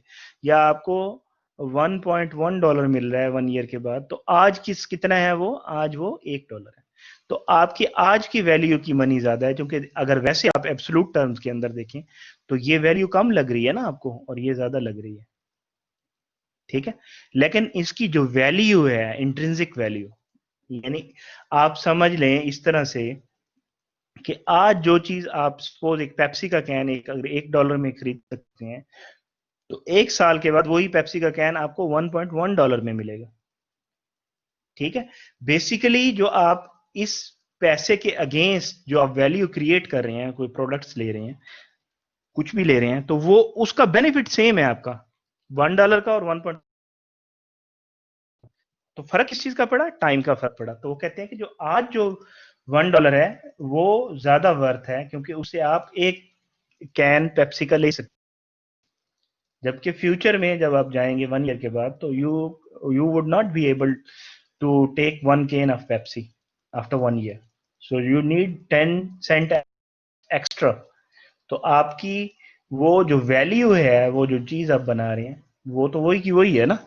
तो इस तरह से आपने इसको देखना है, ठीक है? Will move forward. अब आपने एग्जांपल देखी थी अपना, वो गोल्ड की और सिल्वर की एग्जांपल देखी थी, ठीक है? ounces ऑफ गोल्ड टुडे और ounces of gold, ounces of gold today और डॉलर्स टुडे, ठीक है? तो आपने क्या किया था, ounces ऑफ गोल्ड जितने भी थे उनको आपने मल्टीप्लाई कर दिया था नंबर ऑफ डॉलर्स टुडे के साथ, ठीक है?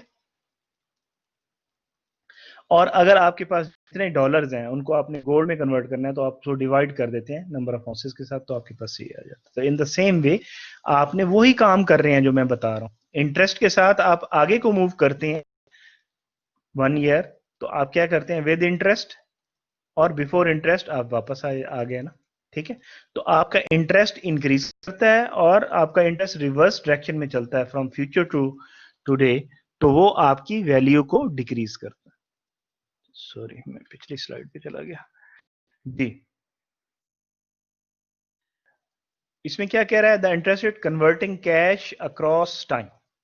आप कन्वर्ट कर रहे हैं कैश को एक टाइम से दूसरे टाइम के अंदर, यानी एक टाइम में जो कैश होता है वो अगले टाइम के अंदर, डिफरेंट टाइम के अंदर उस कैश की वैल्यू सेम नहीं होती, चेंज हो जाती है due to time value of money, ठीक है? By depositing money we convert money today into the money in the future.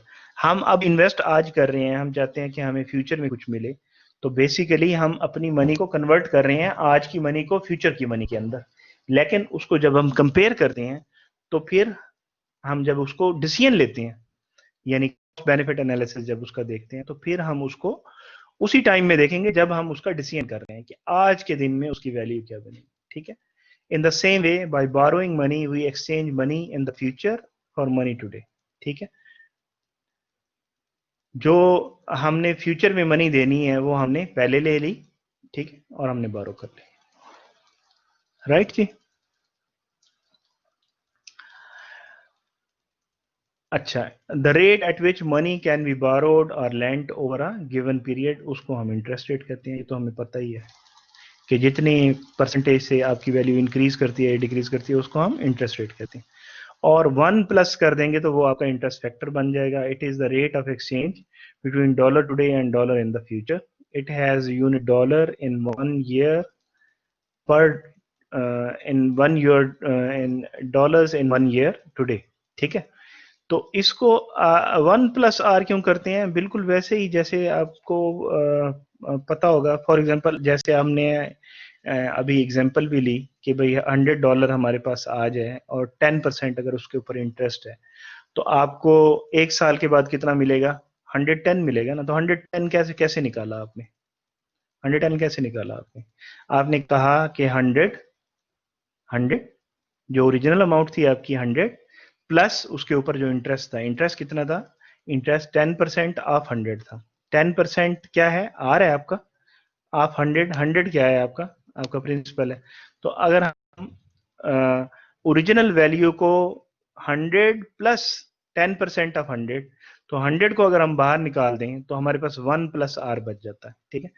अगर 100 प्लस 10% ऑफ 100 में से अगर आप 100 को कॉमन निकाल दें दोनों में से, तो आपके पास 100 इंटू 1+R बच जाता है। तो आपकी जो वैल्यू इंक्रीज कर रहा होता है उसको हम इंटरेस्ट रेट फैक्टर कहते हैं। ठीक है। इसको हम 1+R से लिखते हैं। आगे एग्जाम्पल में फर्दर क्लियर हो जाएगा।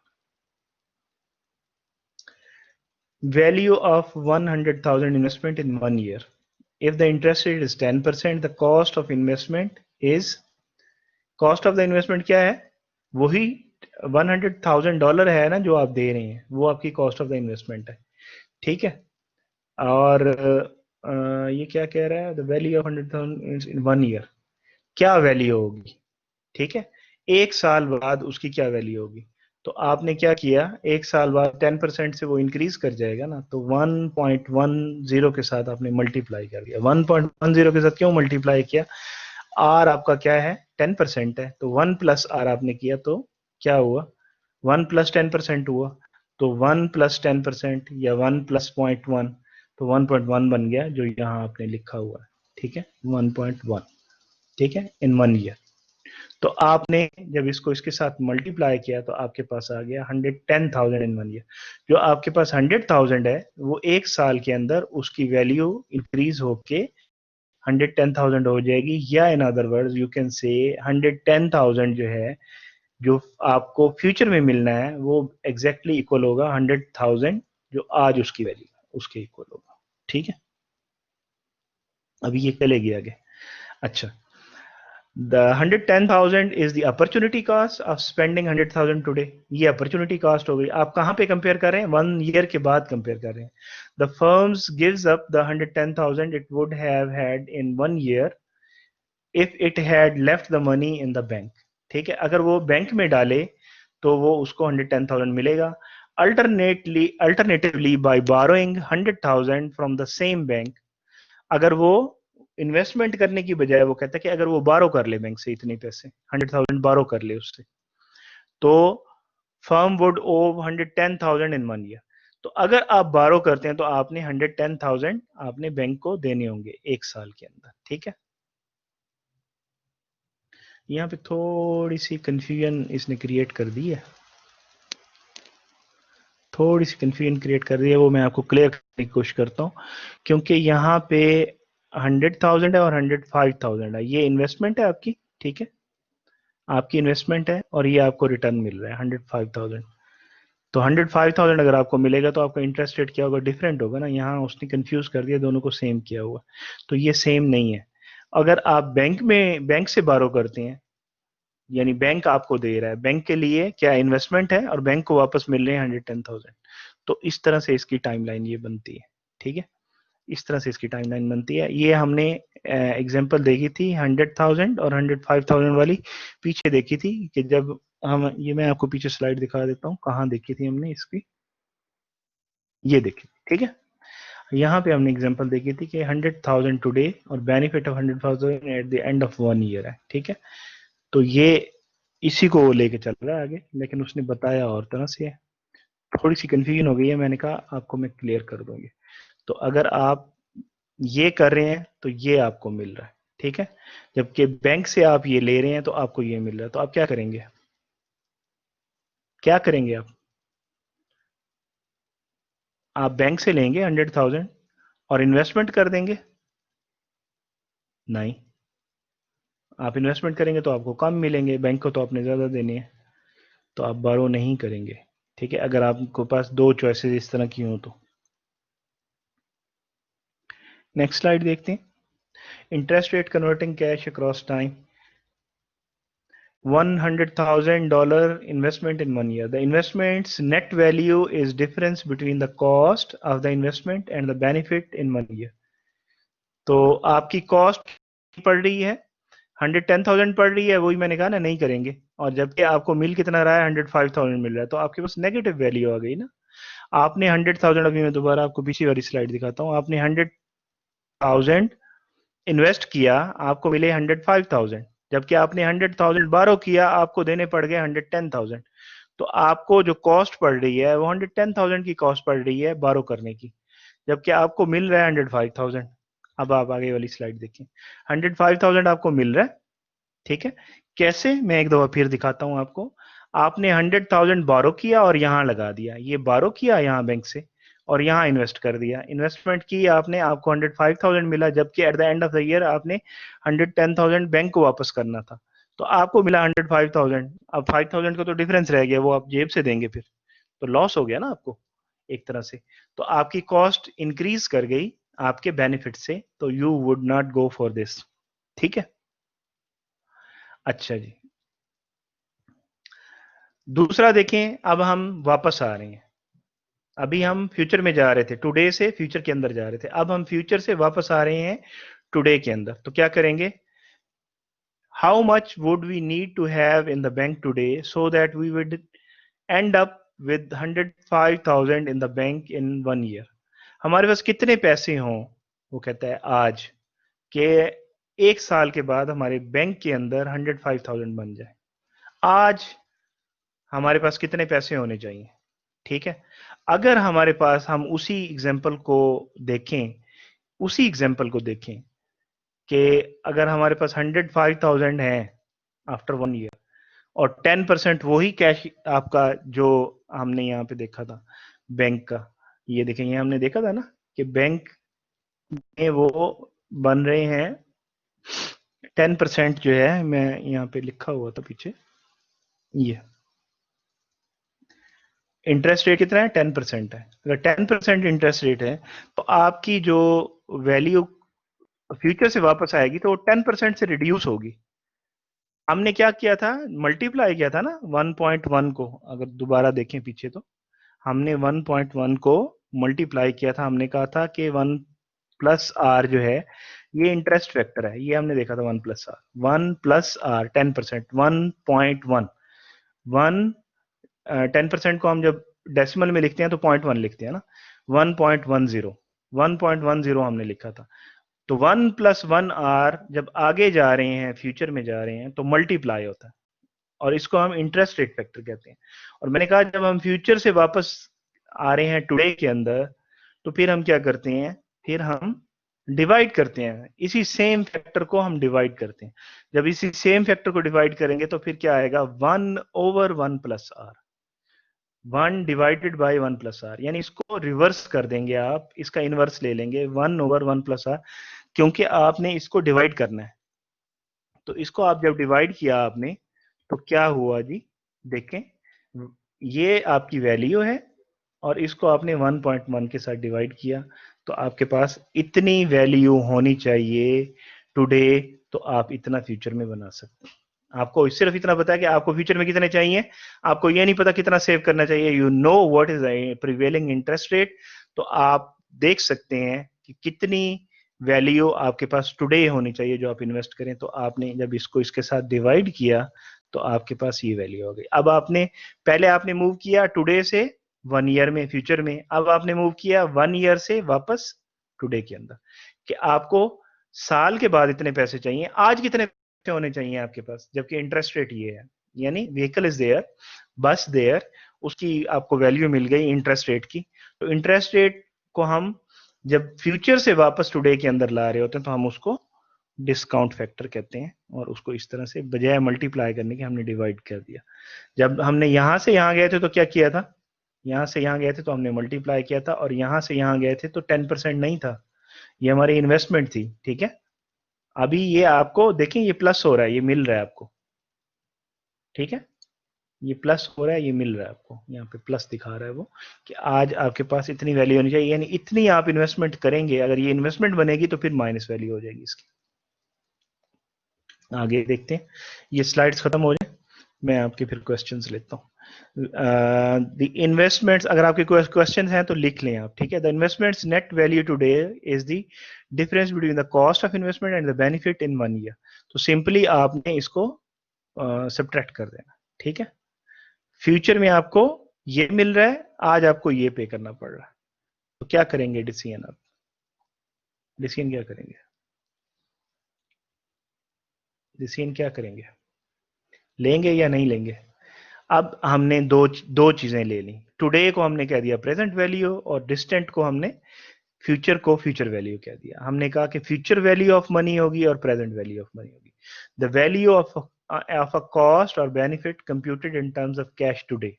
ठीक है, तो आज आपके पास कितना कैश कम हो रहा है वो ये है।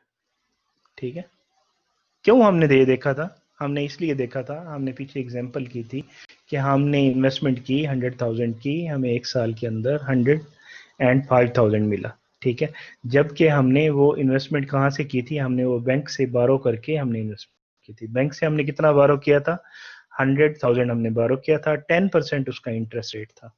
ठीक है, तो 10% अगर उसका इंटरेस्ट रेट हो तो हमें उसे एक साल में 110,000 वापस देने पड़ेंगे। तो हमने ये देखा, जब हमने कंपेयर किया तो हमने देखा कि 5,000 से हमारे पास वैल्यू कम पड़ गई, 5,000 से हमारे पास वैल्यू कम पड़ गई। जब हमने बैंक को देने थे तो हमारे पास 105,000 थे, जबकि हमने देने थे 110,000, तो 5,000 से हमारी वैल्यू कम पड़ गई। तो उसने ये कहा कि हमारे पास 100 और 5,000 होने चाहिए, तो उसके लिए क्या करना चाहिए। तो आपके पास एक तरह से आप ये कह लें कि हमने ये देख लिया कि कितना कैश हमारे पास एक्स्ट्रा होना चाहिए, इतनी इन्वेस्टमेंट अगर हम करते तो फिर हमारी वैल्यू सेम सेम हो जाती। ठीक है, तो इसी को अगर उसके साथ रिलेट करना चाहते हैं तो रिलेट कर लें, इंडिपेंडेंटली देखना चाहते हैं तो इंडिपेंडेंटली देख लें। आपने वैल्यू ऑफ अ कॉस्ट और benefit computed in terms of cash today, तो आप जब कंपेयर कर रहे हैं आज के दिन के अंदर तो उसको हम कहेंगे प्रेजेंट वैल्यू। आप फ्यूचर की कैश फ्लो को उठा के प्रेजेंट में लेके आ रहे हो, इसका मतलब आप क्या कर रहे हो, प्रेजेंट वैल्यू के लिए डिस्काउंट कर रहे हो, वापस ला रहे हो, और फ्यूचर वैल्यू में जाके कंपेयर कर रहे हो the value of cash flow that is move forward in time, तो उसे हम क्या कहेंगे, हमने उसको कंपाउंड किया है। इंटरेस्ट 1+r को हम कंपाउंडिंग कहते हैं। ठीक है, उसको हमने कंपाउंड किया, आगे लेके गए हैं उसकी वैल्यू को। ठीक है, अब आप यहां देखें, ये आपने क्या किया हुआ है, ये आपका डिफरेंस आ रहा है उसका। ठीक है, the value of cash flow that moved forward in time. इसकी अगर ना भी समझ आ रही हो तो डोंट यू वरी, आखिरी लाइन की। ठीक है, यहाँ पे वो उसी को बता रहा है जो हमने अभी देखा है, डिस्काउंट फैक्टर को। Money in the future is worth less today so it's price reflects a discount. Discount का मतलब रिड्यूस्ड। ठीक है, रिड्यूस्ड, तो रिड्यूस का जो रेट होता है उसको हम डिस्काउंट रेट कहते हैं। डिस्काउंट रेट आपका वही होता है जो इंटरेस्ट रेट होता है, आर। ठीक है, तो आर को आप डिस्काउंट, जहां आप टुडे से फ्यूचर में जा रहे हैं तो उसको इंटरेस्ट रेट कह रहे हैं। वही अगर आप फ्यूचर से टुडे के अंदर आ रहे हैं या आप फ्यूचर से प्रेजेंट के अंदर आ रहे हैं तो उसको आप कहेंगे डिस्काउंट रेट, बजाय इंटरेस्ट रेट कहने के डिस्काउंट रेट। तो अगर आपने मूव किया आज से फ्यूचर के अंदर तो आपने कहा कि इंटरेस्ट रेट 10% है। अगर आप फ्यूचर से मूव कर रहे हैं आज में तो आप देखेंगे वही इंटरेस्ट रेट ही 10%, लेकिन उसको इंटरेस्ट रेट नहीं कहेंगे, उसको डिस्काउंट रेट कहेंगे। ठीक है, और डिस्काउंट फैक्टर उसी तरह से निकालेंगे जैसे आपने इंटरेस्ट फैक्टर निकाला था। ठीक है, या कंपाउंड फैक्टर निकाला था। The value today of a dollar received in the future, one the 1 year discount factor is expressed as 1/1 + r। ठीक है, 1/1 + r से अगर 2 years का होगा तो फिर इसकी वैल्यू आपकी स्क्वायर हो जाती है। ठीक है, वो अभी हम बाद में देखते हैं। प्रॉब्लम आ गया एक, इस प्रॉब्लम को आपने खुद देखना है, मैं तो नहीं देख करा रहा आपको ये प्रॉब्लम। प्रॉब्लम आप खुद से देख लीजिएगा। अगर एक और प्रॉब्लम हुआ तो फिर मैं आपको करवा देता हूँ। सेकंड प्रॉब्लम, यस सेकंड भी है। ठीक है, हाँ। The cost of replacing a fleet of company trucks, fleet कहते हैं यानी कॉम्बिनेशन, बहुत सारे ट्रक्स हैं कंपनी के, उनको रिप्लेस करने की कॉस्ट क्या है with more energy efficient vehicles was $100 million इन 2016।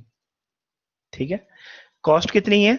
आपने जो एग्जिस्टिंग ट्रक्स कंपनी के अंदर चल रहे हैं उनकी जगह आप कह रहे हैं कि एनर्जी एफिशिएंट ट्रक्स आप लेके आ जाते हैं।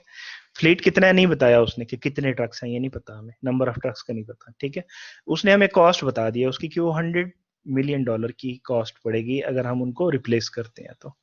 The cost is estimated to rise by 8.5% in 2017। 2016 में यूं समझ ले कि ये प्रॉब्लम 2016 में लिखा गया है, तो वो 2016 का बता रहा है कि आज इसी साल के अंदर अगर आप एक साल के अंदर करते हैं तो उसकी कॉस्ट आपकी $100 million है। ठीक है, और यही कॉस्ट इंक्रीज कर जाएगी कितनी 8.5% से अगर 2017 में अगर यही आप चेंज करते हैं। If the interest rate is 4%, interest rate अगर 4% हो तो what is the cost of delay in terms of dollars in 2017? Interest rate किस चीज के बारे में बता रहा है? इंटरेस्ट रेट बता रहा है 2016 का इंटरेस्ट रेट ये है 4%। ठीक है, what is the cost of delay, अगर डिले करते हैं तो क्या प्राइस हो जाएगी, हम देखते हैं इसको कैसे सॉल्व किया। We need to compute the cost if the replacement is delayed and compare them to the cost from replacing today। तो दोनों की replacement की cost को आप देख लेंगे। However, in order to make a fair comparison, we need to convert the future cost of waiting a year into equivalent present values of those costs today। इसको solve नहीं किया हुआ मेरे ख्याल में, किया हुआ मुझे लग रहा था कि नहीं किया हुआ। अच्छा जी, कॉस्ट ऑफ डिले क्या थी? वो कहता था कि अगर 2017 में आप करेंगे तो 8.5% होगी। अभी वापस जाके मैं आपको दिखाता हूँ इसको, ये देखें। The cost is estimated to raise by 8.5% in 2017। तो आपका जो इंटरेस्ट फैक्टर बनेगा 1 + 8.5 बनेगा ना परसेंट। तो 8.5% को आप कैसे लिखेंगे? 0.085। देखिए 1.085, ये 8.5% को लिखा है, 1 + r के साथ आपने मल्टीप्लाई कर दिया। तो अगर प्रोजेक्ट डिले हो जाता है 2017 में चला जाता है तो वो 100 मिलियन की बजाय उसकी कॉस्ट 8.5% से इंक्रीज हो जाएगी प्लेन। तो वो आपने उसके साथ मल्टीप्लाई कर दिया। Compare this amount to the cost of 100 million in 2016 using the interest rate of 4%। तो अगर 4% का अगर आप उसके ऊपर देखते हैं तो 4% से क्या करेंगे? डिस्काउंट करेंगे ना उसको। अब आपके पास ये कॉस्ट बन रही है। ठीक है, ये कॉस्ट बन रही है 2017 में। 2016 के बाद ही आएगा ना। अगर 2016 के बाद आएगा तो उसे एक साल के लिए डिस्काउंट बैक करेंगे तो उसको 1 + r से डिवाइड करेंगे ना। तो डिवाइड कर दिया 1 + r से। तो r क्या है? ये कॉस्ट थी इंक्रीज की। ये r क्या है? आपका 4% है, वहां क्वेश्चन में दिया हुआ। तो आप 1.04 यानी 1 + r से डिस्काउंट फैक्टर से आप इसको डिवाइड कर देंगे। तो जब ये डिवाइड होगा तो आपके पास वैल्यू आ गई 104.33। ठीक है, the cost of delay of 1 year would be, आपको इस 100 में से माइनस कर दो तो $4.33 मिलियन की कॉस्ट आपको एक्स्ट्रा पड़ेगी अगर आप 1 साल अपने प्रोजेक्ट को डिले करते हैं फॉर चेंजिंग योर फ्लीट। ठीक है, I hope you could understand this. Delaying the project for 1 year was equivalent to 4.33 million in cash. अगर आपका कोई क्वेश्चन होगा तो मैं अभी आपका क्वेश्चन लेता हूँ। अच्छा, टाइमलाइन हम बनाते हैं। टुडे को हम जो है ना वो डेट 0 लिखते हैं या टाइम 0। 0 का मतलब टुडे या नाउ है। ठीक है, जिसमें आप डिसीजन कर रहे हैं, जहां पे आप खड़े हैं वो 0 है। ठीक है, जहां आप खड़े हैं वो 0 है। Date 0 is today the beginning of the first year, तो आपका फर्स्ट ईयर का बिगिनिंग है। और date 1 is the end of the first year, तो जहां पे 1 लिखेंगे आप कहेंगे ये end of the first year है। ठीक है, या beginning of the second year आप इसको कह सकते हैं। 1 को beginning of the second year, जैसे 0 को beginning of the first year कहा था, इस तरह से 1 को beginning of the second year भी कह सकते हैं। ठीक है, तो इस तरह से आप टाइम लाइन कंस्ट्रक्ट करते हैं, बनाते हैं। ठीक है, कैश फ्लो कोई नहीं है, 0 है। यहाँ पे 10,000 है, यहाँ पे 10,000 है, यानी eight the end of 1 year 10,000 आपको मिल रहा है और eight the end of second year 10,000 मिल रहा है। वैसे टाइम लाइन बना के शो किया हुआ है जस्ट। ठीक है, कोई सिनेरियो नहीं है हमारे पास, यहाँ पे हम शो ऐसे करते हैं। अब यहाँ पे देखें, अब आप माइनस में लिखा तो मतलब क्या है, ये इन्वेस्टमेंट है आपकी। ठीक है, माइनस में आपने लिखा तो मतलब क्या है, ये इन्वेस्टमेंट है आपकी। आपने लिखा यहाँ पे -10,000 मीन्स आपने 10,000 इन्वेस्ट किया है, और ईयर 1 में 6,000 प्लस है ना, प्लस लिखा हुआ नहीं है, तो इसका मतलब 6,000 आएगा। आपने 10,000 अगर इन्वेस्ट किया है आज, तो आपको फर्स्ट ईयर में 6,000 मिलेगा, इस तरह से आपको सेकंड ईयर में भी 6,000 मिलेगा। ठीक है, representing various time period, just change the label from year two month. अगर आप इसमें जैसे ईयर टू ईयर लिखा हुआ, इस तरह से मंथ टू मंथ भी कर सकते हैं, depends on the scenario. Scenario के अंदर आपको ये चीज बताई हुई होगी नॉर्मली। ठीक है, अच्छा, इसके कुछ रूल हैं। यही चीज जो हमने किया ना, इसके कुछ रूल्स हैं, 1 2 3 4 कुछ रूल्स हैं। कंपेयरिंग एंड कंबाइनिंग वैल्यूज, तो हम क्या करते हैं, it is only possible to compare a combined value at the same point in time. हम आज कंपेयर करें तो आज में वैल्यूज लेके आएंगे, अगर हम फ्यूचर में कंपेयर करें तो हम फ्यूचर में लेके जाएंगे सारी वैल्यूज को। तो जहां पे आप कंपेयर कर रहे हैं जिस पॉइंट इन टाइम पे, उस पॉइंट इन टाइम पे आपको वैल्यूज का निकालना जरूरी है। ठीक है, रूल नंबर 1 कि आपने जो भी कंप्यूटेशन करनी है वो एक ही पॉइंट इन टाइम पे करनी है। ठीक है, रूल 2 कंपाउंडिंग, आप आगे को मूव करेंगे तो कंपाउंडिंग होगी, आप पीछे को मूव करेंगे तो डिस्काउंटिंग। टू कैलकुलेट, अभी कंपाउंडिंग का बता रहा है, to calculate a cash flow future value, जब भी आप फ्यूचर वैल्यू निकालते हैं तो आप कंपाउंड करते हैं, यू मस्ट कंपाउंड इट, वो ग्रो करेगी। जैसे ये 1,000 है, इसके साथ आप क्या मल्टीप्लाई कर रहे हैं, 1 प्लस आर को मल्टीप्लाई कर रहे हैं। आर क्या है, 10% है। ठीक है, आफ्टर 1 ईयर ये बन गया, आफ्टर 2 ईयर फिर इसको 1.1 के साथ मल्टीप्लाई किया तो ये बन गया। ठीक है, तो आपकी कंपाउंडिंग होती है जब आप फ्यूचर कैश फ्लो को निकाल रहे होते हो। ठीक है, the effect of earning interest on interest, ठीक है, वो इसके अंदर आ जाता है। इंटरेस्ट ऑन इंटरेस्ट, अब फॉर एग्जांपल आप 1 साल के लिए कंपाउंड कर रहे हो तो 1 प्लस आर किया, 2 साल के लिए कर रहे हो तो 1 प्लस आर 1 प्लस आर, यानी 1 प्लस आर की पावर 2 भी लिख सकते हैं उसको। 3 साल के लिए कर रहे हो या n ईयर्स के लिए कर रहे हो तो 1 प्लस आर की पावर n कर देंगे, n टाइम्स, यानी n नंबर ऑफ ईयर्स है या n टाइम्स ऑफ कंपाउंडिंग्स है। तो फ्यूचर वैल्यू एट n कंपाउंडिंग्स आप क्या करेंगे, C क्या है, कैश फ्लो, आपका C कैश फ्लो हो गया, 1 प्लस आर आपका इंटरेस्ट फैक्टर हो गया या कंपाउंडिंग हो गई, और n आपका नंबर ऑफ ईयर्स जिसके लिए आप कर रहे हैं। ठीक है, अभी इसकी एग्जांपल आएगी तो आपको समझ आ जाएगी। रूल 2 में हमने कहा कि हम फ्यूचर वैल्यू निकालते हैं तो कंपाउंडिंग करते हैं। ठीक है, और कंपाउंडिंग जितने ईयर्स होंगे उतने ही बार कंपाउंडिंग होगी उसकी, वो उसकी आपकी पावर बन जाएगी। जैसे हमने यहाँ पे n लिखा, अगर 2 साल होंगे तो n2 हो जाएगा, 3 ईयर्स होंगे तो 3 हो जाएगा, 4 ईयर्स होंगे तो 4 हो जाएगा। अब आप जा तो फ्यूचर में रहे हैं, मिनिमम 1 होगा, 1 होगा तो 1 यहाँ लिखते नहीं है, सिंपली ये मल्टीप्लाई हो जाएगा, जैसे अभी हमारे पुराने केस के अंदर हुआ। इस केस के अंदर हुआ है, ठीक है। यहाँ देखें 1000 के साथ इसको मल्टीप्लाई किया तो ये बन गया, ठीक है, और फिर इसी को मल्टीप्लाई किया 1.1 को तो फिर ये बन गया, ठीक है। तो इसको आप डायरेक्ट भी कर सकते हैं। अब कैसे डायरेक्ट कर सकते हैं, 1000 इंटू 1.10 और इसी की पावर 2 कर दें, इसकी पावर 2 कर दें, ये 1.1 और मल्टीप्लाइड बाई 1.1, 2 दफा ही मल्टीप्लाई किया ना आपने इसको, तो आप इसको 2 दफा भी कर सकते हैं, ठीक है। तो ये आपका फ्यूचर वैल्यू का बेसिकली फॉर्मूला बन गया आपका, ठीक है। होता क्या है कंपाउंडिंग के अंदर, ये बार ग्राफ के अंदर हम शो करते हैं आपको, ये बार ग्राफ क्या शो कर रहा है, how the account balance and the composition of the interest changes over time when an investor starts with an original deposit of $1000। For example किसी ने $1000 इन्वेस्ट किया, ठीक है, by the red area in an account earning. ये अभी मैं आपको इसका एक बार चार्ट दिखाता हूं और आपको दिखाता हूं कि पहले साल में, सेकंड ईयर में, थर्ड ईयर में, फोर्थ ईयर में होता क्या है। एक आपका प्रिंसिपल है, एक आपका इंटरेस्ट है, सिंपल इंटरेस्ट, और एक आपका इंटरेस्ट के ऊपर इंटरेस्ट है जो रेज कर रहा है। तो वो तीनों चीजें ऐड होते होते आपकी आगे चली जाती हैं। देखिए ये जो रेड है आपका, ये आपका प्रिंसिपल है 1000 जो आपने ओरिजिनली इन्वेस्ट किया, ये नंबर ऑफ इयर्स है।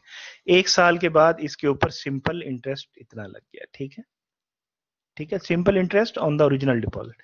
सेकेंड ईयर में आपका सिंपल इंटरेस्ट इतना लगा और थोड़ा सा इसमें आप देखें ब्लू पार्ट नजर आ रहा है, इंटरेस्ट ऑन इंटरेस्ट बहुत थोड़ा सा है।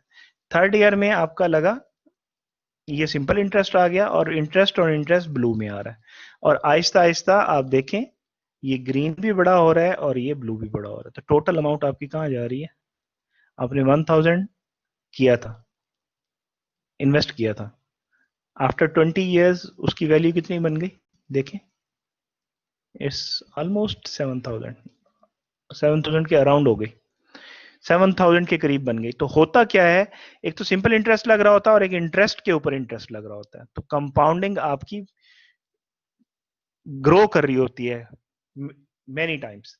अच्छा, रूल 3 क्या है, डिस्काउंटिंग। जब आप प्रेजेंट वैल्यू निकाल रहे होते हैं to calculate the value of future cash flow at an earlier point in time. अच्छा, टुडे पे भी निकाल सकते हैं अगर नंबर ऑफ इयर्स ज्यादा हैं, फॉर एग्जांपल 10 साल है और आपने वैल्यू को कम लेके आना है तीसरे साल के ऊपर, तो उस तीसरे साल पे आप उसको 10 से मूव करेंगे, 3 इयर्स तक लेके आएंगे। 10 से 9 पे, 9 से 8 पे, 8 से 7 पे, 7 से 6 पे, 6 से 5 पे, 5 से 4 पे, 4 से 3 पे, इस तरह से मूव करेंगे ना, पीछे लेके आएंगे। जैसे यहाँ उसने शो किया, यहाँ उसने शो किया है ईयर 2 से ईयर 1 में लेके आया, फिर ईयर 1 से ईयर 0 पे, यानी अभी पे लेके आया, आज पे। तो आप इसको खाली ईयर 1 पे भी तो ला सकते हैं ना। तो आप किसी भी फ्यूचर कैश फ्लो को किसी और टाइम पे, पॉइंट इन टाइम के ऊपर ला रहे हो एक्सेप्ट टुडे, तो वो भी डिस्काउंटिंग ही होगी, ठीक है। इसमें क्या करते हैं, आप सिंपली डिवाइड कर देते हैं, उसमें मल्टीप्लाई करते हैं। तो जब आप डिवाइड करते हैं तो सिंपली आपकी प्रेजेंट वैल्यू की जो फार्मूला बनता है PVN, यानी for an number of years, तो आप क्या करते हैं, इसमें आपने सिंपली मल्टीप्लाई कर डिवाइड कर दिया, उसमें मल्टीप्लाई करते हैं कंपाउंडिंग में, डिस्काउंटिंग में डिवाइड करते हैं। फ्यूचर कैश फ्लो को आप पीछे लेके आ रहे हैं और उसमें प्रेजेंट कैश फ्लो को आप फ्यूचर के अंदर मूव करा रहे थे, ठीक है। उसमें आपकी कंपाउंडिंग होती है, इसमें आपकी डिस्काउंटिंग होती है।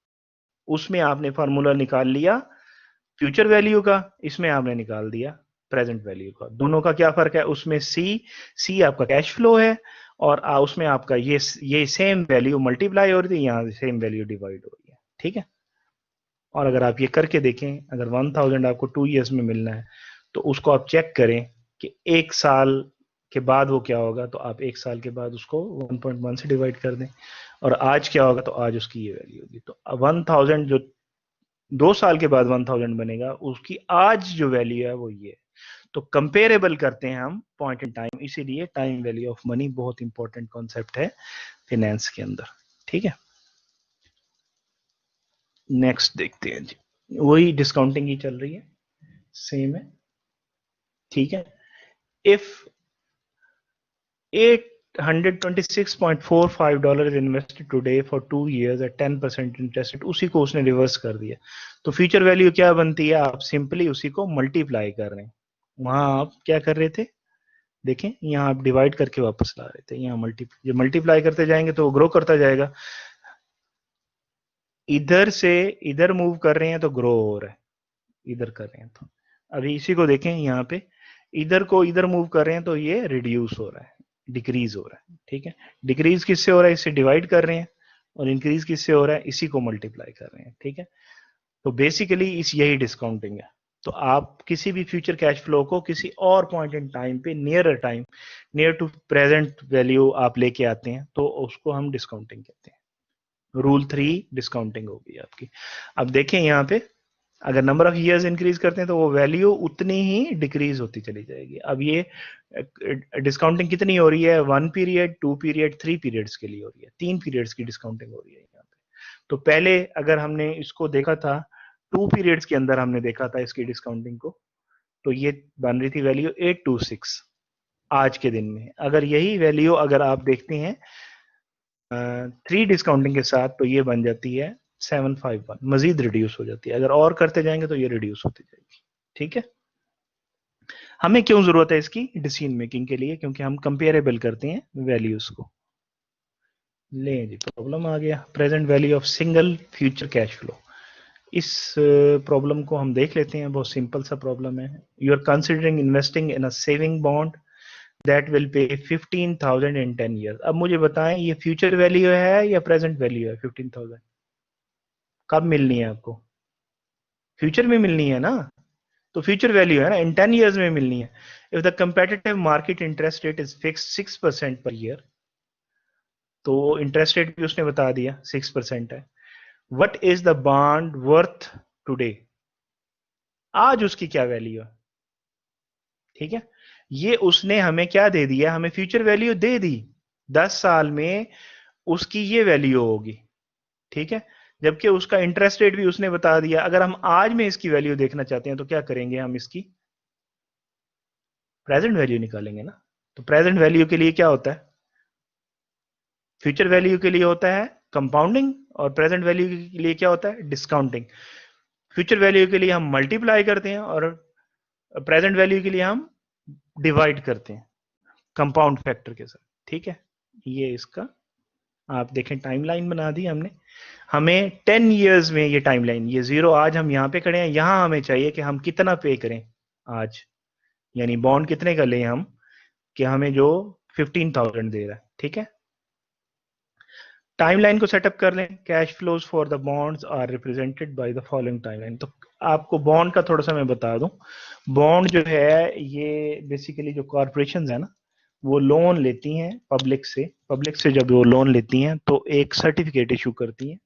और ये ऐसे होता है जैसे आपने किसी बैंक से, जैसे आप लोन नहीं लेते, बैंक से लोन लेते हैं तो बैंक कहता है भी हर साल आपको इंटरेस्ट पे करना होगा, कुछ आपने प्रिंसिपल अमाउंट देनी होगी, कुछ इंटरेस्ट देना होगा, या आपने इंटरेस्ट पहले देना होगा और आपकी principal amount at the end of the period देनी होगी।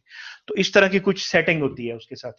तो बिल्कुल इन द सेम वे जब आप बॉन्ड देते हैं तो आप प्रॉमिस करते हैं जिससे आप लोन ले रहे हैं, ये कॉर्पोरेशन इश्यू करती हैं, बॉन्ड आपने दिया बेचा किसी को, तो आपने उसके साथ प्रॉमिस किया कि आप उसको क्या देंगे, आप उसको हर साल इतने परसेंट उसको आप इंटरेस्ट देंगे। 6% इंटरेस्ट है, 6% इंटरेस्ट देंगे आप उसको। ठीक है, और eight the end of the period आप उसको इंटरेस्ट भी देंगे आखिरी साल का, और उसको उसकी एक्चुअल जो लोन है वो भी वापस कर देंगे। तो इस तरह से बॉन्ड की सेटिंग होती है। तो बॉन्ड की वर्थ 15,000 10 इयर्स में, to determine the value today we compute the present value using, आप सिंपली फाइंड करते हैं फिलहाल, अब बाद में हम इसकी कॉम्प्लिकेशंस को भी बाद में चेक करेंगे। अभी देखें कैसे कर रहे हैं। 10 इयर्स के लिए था तो आपने डिस्काउंट फैक्टर क्या निकाला, 6% था ना, तो 1 प्लस 6%, 1.06, ये आपका डिस्काउंट फैक्टर हो गया। और आपका डिस्काउंट फैक्टर क्या होता है, डिवाइड ही होता है ना, तो आपने डिवाइड कर दिया उसको। तो आज आपको इसके लिए इतने पैसे होने चाहिए। The bond is worth much less today than its final pay off. तो ये ऑलमोस्ट आप कह लें कि हाफ के करीब ही पहुंच जाता है ना, 7,500 हाफ बनता है 7,500। तो 8,375 अगर आज आप देंगे तो आपको 10 इयर्स में 15,000 मिलेंगे because of the time value of money. तो बाकी जो इंक्रीज आ रहा है वो आपका टाइम वैल्यू ऑफ मनी है, यानी आपका टाइम ट्रैवलिंग की वजह से जो उसकी वैल्यू इंक्रीज हो रही है वो उसकी वजह से। ठीक है। अच्छा, ये फॉर्मूला दिया हुआ है एक्सेल के ऊपर, अगर आपने लगाना हो तो। ठीक है। इसमें एक्सेल के अंदर आप जाके एफ एक्स करके आप इसकी वैल्यूज देते हैं, नंबर ऑफ पीरियड्स, पेमेंट। अब फिलहाल इसको रहने दें, हम इसको नेक्स्ट क्लास में देख लेंगे। ठीक है। इस तरह का मैंने कोई क्वेश्चन आपको नहीं दिया कि आप उसके ऊपर करें, एक्सेल के ऊपर। ठीक है। ये एक और प्रॉब्लम है उसी तरह से दिया हुआ है।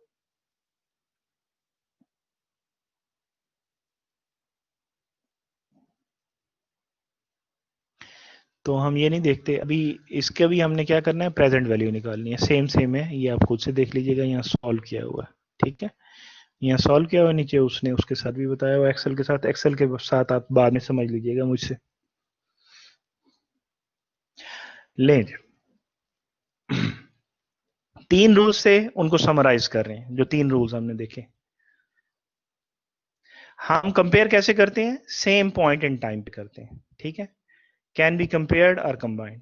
ठीक है। इसके लिए कोई फॉर्मूला नहीं है। To calculate cash flows future value we must compound it. आप मल्टीप्लाई करते हैं कंपाउंड फैक्टर को। ठीक है। 1 + r, और जितने पीरियड्स के लिए होगा वो n हो जाएगा। To calculate the present value of a future cash flow we must discount it. तो हम इसको डिस्काउंट करते हैं, तो इसका फॉर्मूला क्या हो गया, C/1 + Rn। यहाँ डिवाइड हो रहा है, यहाँ मल्टीप्लाई हो रहा है, और कोई फर्क नहीं है। ठीक है। समराइज हो गई आपकी ये। ठीक है। That is some questions for your thought process, आपके सोचने के लिए हैं। ये स्लाइड्स आपकी मैं चढ़ा देता हूँ ब्लैक बोर्ड के ऊपर, तो इनको देख लीजिएगा।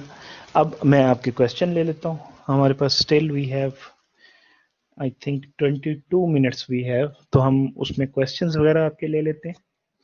आपके जो क्वेश्चंस, जो मिड टर्म का पेपर है, जो कि ऑलरेडी मेरे ख्याल में ओपन हो चुका होगा आपके लिए, उसमें आपके ये इस आज के लेक्चर से रिलेट करते हुए क्वेश्चंस भी होंगे। ठीक है।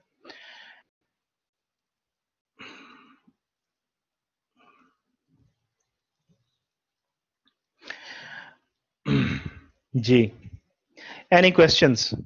और कोई बात करना चाहे तो अपना हैंड रेज करे, मैं माइक भी दे दूंगा उसको, अगर कोई क्वेश्चन करना चाहे तो। लेकिन क्वेश्चन आपका असाइनमेंट और क्विज के बारे में नहीं होना चाहिए। ठीक है। और मिड टर्म एग्जाम आपका सिंपल सा है, जो कुछ आपने पढ़ा है उसी के बारे में ही आया है ना। This is nothing new, I did not give you any new thing ना। तो बेसिकली उन्होंने कहा था कि पेपर ओपन कर दें, तो ओपन कर दिया मैंने। अदरवाइज ये लेक्चर इंक्लूड करके ओपन करना था ना, तो अभी ये लेक्चर इंक्लूड हो गया आपका। अगर आपने ख्याल ये करना है कि पेपर में आपने जब आप पूरी तरह से सेटिस्फाई हो जाए तो तब सबमिट कराइएगा, वरना आप मिस कर सकते हैं पेपर को ना। क्योंकि अगर आपने एक बार सबमिट करा दिया तो आपको दूसरी अटेम्प्ट नहीं मिलेगी। ठीक है। नंबर 2, अगर आपने राइट करके आपने उसके स्नैप्स वगैरह लेके अगर चढ़ाना है, पेपर को अपलोड करना है, तो उसको पीडीएफ में कन्वर्ट करना है आपने। ठीक है। और A4 पेपर के ऊपर आपने लिखना है, और पेज नंबर्स देने जरूरी हैं। ठीक है। अगर किसी तरह की भी कोई गड़बड़ होगी इस तरह की, जो अनरीडेबल होगा, ठीक नहीं होगा, तो फिर उसकी जिम्मेदारी आपके ऊपर ही है। इंस्ट्रक्शंस बहुत वाज़ेह तौर पे उसके ऊपर दे दी गई हैं, पेपर के ऊपर। ठीक है। तो यू कैन सी दैट, उसको भी आप देख सकते हैं। अच्छा, मैं कुछ क्वेश्चंस आपसे करूं यहाँ पे? कुछ क्वेश्चंस आपसे करते हैं जी, जो कि आपके इसी से रिलेट करते हैं। आज के जो हमने लेक्चर पढ़ा इसी से। शेयरिंग बंद कर दी है। और ये आपकी उसके अंदर जो चैप्टर है ना, चैप्टर 3 है आपकी बुक का, जो बुक आपको दी गई है। तो इसमें से मैं आपसे एक क्वेश्चन कर रहा हूँ। ये क्वेश्चन है जी आपका, what makes an investment decision a good one?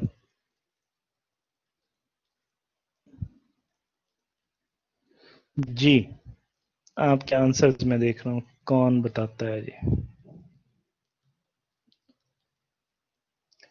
कौन बताता है इसका आंसर?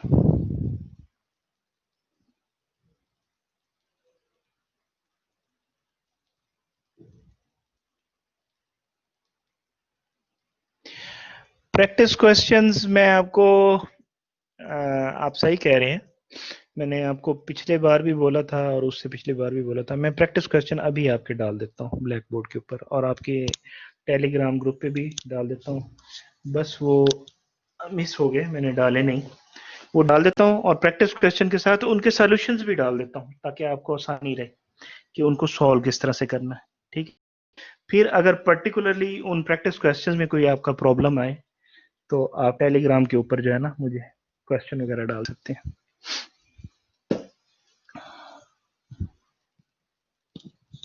जी जी, मैं वो डाल देता हूँ।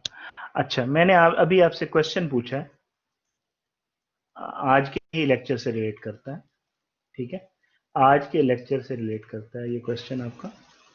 मुझे इसका आंसर चाहिए आपसे कि what makes an investment decision a good one. हाँ, स्टार्ट में तो यही था, benefits exceeds from the cost.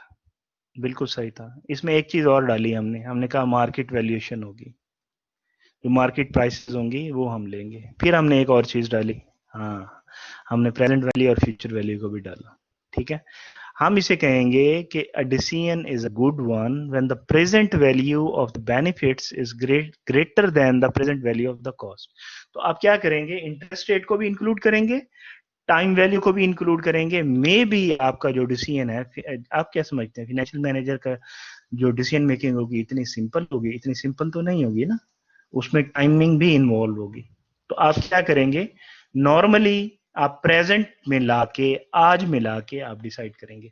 तो आज में क्या लेके आएंगे, आप जितने बेनिफिट्स हैं उसको भी डिस्काउंट करके आज में लेके आए, जितनी कॉस्ट है उनको भी डिस्काउंट करके आज में लेके आए, फिर उनका डिफरेंस निकालें और फिर आप कहें कि अगर पॉजिटिव है इसका डिफरेंस, यानी आपकी बेनिफिट्स एक्सीड करती हैं कॉस्ट से, तो you will take that decision. Got it? Difference between present and future value of, नहीं फ्यूचर वैल्यू नहीं, वो तो फ्यूचर वैल्यू हम नॉर्मली हम जब भी करते हैं, अगर कोई कहे कि हमने एवेल्यूएट करना है किसी भी प्रोजेक्ट को या किसी भी इन्वेस्टमेंट डिसीजन को या किसी भी फाइनेंशियल मैनेजर की किसी भी डिसीजन को, तो हम कैसे करेंगे, हम कहेंगे हम present value of all the benefits minus present value of all the cost. तो प्रेजेंट वैल्यू में ही देखेंगे ना, आज में देखेंगे ना। अदरवाइज हमें सिनेरियो में अगर वो बताया हुआ हो तो फिर हम उसको फ्यूचर वैल्यू में भी जाके देख सकते हैं उसी एक। लेकिन ये इंपॉर्टेंट है कि वन पॉइंट इन टाइम के अंदर हम देखेंगे, जो भी बेनिफिट्स या कॉस्ट होंगी वो हम at one point in time उनको देखेंगे, और दिस इज इंपॉर्टेंट। ठीक है, कि हम उसको वन पॉइंट इन टाइम बनाएं। और मोस्ट जो रेलेवेंट आपका point one point in time है, अगर सिनेरियो में गिवन नहीं है कि कहाँ पे आपने इसको कंपेयर करना है, तो that is the present value, आज के दिन के अंदर, अभी अभी कि आज के टाइम में उसके जितने भी बेनिफिट्स हैं उनको डिस्काउंट करो, आज के टाइम में जितने भी आपके कॉस्ट हैं उनको डिस्काउंट करो। अगर आपकी कॉस्ट आज ही पड़ रही है तो फिर डिस्काउंट करने की जरूरत नहीं है, अगर फ्यूचर में अगर कॉस्ट पड़ रही है तो उन्हें डिस्काउंट करने की जरूरत है। अगर सारे बेनिफिट्स आज ही हो रहे हैं तो उनको डिस्काउंट करने की जरूरत नहीं है। अगर बेनिफिट्स आपको फ्यूचर में मिलने हैं, एक साल बाद मिलना है, 2 साल बाद मिलना है, एक बेनिफिट साल बाद मिलना है, दूसरा 2 साल बाद मिलना है, तीसरा 3 साल बाद मिलना है, तो आप क्या करेंगे, उन सबको डिस्काउंट करके प्रेजेंट के अंदर लेके आएंगे। ठीक है, तो आपने उसको वन पॉइंट इन टाइम करना है।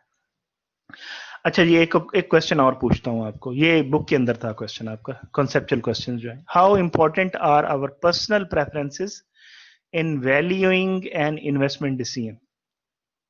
हमारी जो पर्सनल प्रेफरेंस हैं वो कितनी इंपॉर्टेंट होती हैं डिसीजन लेने के अंदर?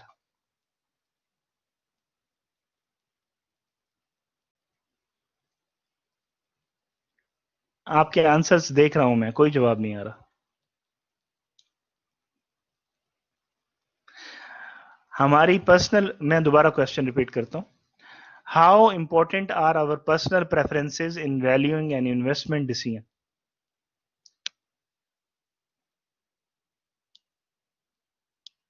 How important? हमने पढ़ा कि जब हमारे बेनिफिट्स कॉस्ट से एक्सीड करते हैं तो हम कहते हैं वो गुड डिसीजन होता है। प्रेफरेंस का मतलब क्या है? मेरी लाइकिंग डिसलाइकिंग ना, तो वो तो इररेलेवेंट नहीं हो जाती। फिर मैंने कहा कि अगर मार्केट कंपेटिटिव है, मार्केट हमें प्राइस देती है, तो हम मार्केट की वैल्यूएशन के ऊपर वैल्यू करेंगे। फिर हमने देखा कि अगर टाइम का डिफरेंस है तो हम टाइम को उसके अंदर इंक्लूड कर देंगे। तो आपकी जो पर्सनल प्रेफरेंसेस हैं वो किसी भी इन्वेस्टमेंट डिसीजन के अंदर बिल्कुल इररेलेवेंट होती हैं।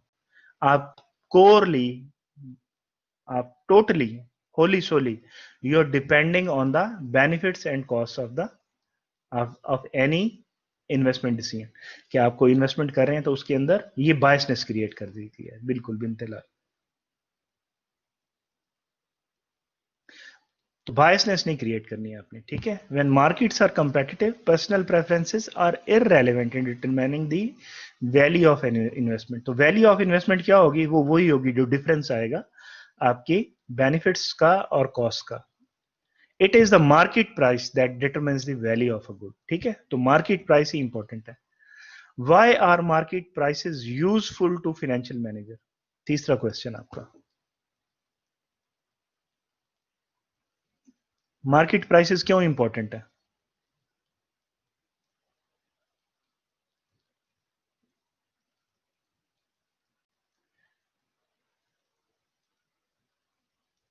Personal preferences is irrelevant in making decision. अगर आप पर्सनल के ऊपर कर रहे हैं तो फिर अल्लाह ही हाफिज है आपके बिजनेस का। जो आपको अच्छा लगेगा वो उठाएंगे ना आप बेनिफिट्स और कॉस्ट को तो नहीं देखेंगे ना। मार्केट प्राइसेस क्यों इंपॉर्टेंट है? बिकॉज आपकी valuation based on the market prices होती है, ठीक है। मार्केट प्राइस अगर चेंज होती है तो आपकी वैल्यू चेंज होती है, ठीक है। अगर मार्केट प्राइस अवेलेबल ना हो तो तब क्या करेंगे फिर आप? फिर आपके लिए रियली, फिर आप कंपेयर जो इक्वलेंट जो प्राइसेस हैं उनको देखते हैं, और ठीक है। अच्छा जी, आपके लिए एक और क्वेश्चन है। बुक प्राइस, बुक वैल्यू जो है वो आप नहीं लेते नॉर्मली, आप मार्केट से ही उठाते हैं। नॉर्मली ये है कि हमारे पास मार्केट प्राइस अवेलेबल होती है, ठीक है। अगर नहीं होगी तो फिर उसकी हम टेक्निक्स और टूल्स सीखेंगे कि किस तरह से हम उसको करेंगे अगर ऐसी कोई सिचुएशन होगी तो। हमने आर्बिट्रेज पढ़ा। हमने कहा कि आर्बिट्रेज क्या है जी? वो एक ही प्राइस पे आप बाय एंड सेल कर सकते हो। तो वो कहते हैं कि why is arbitrage is important, why is arbitrage important to competitive market prices?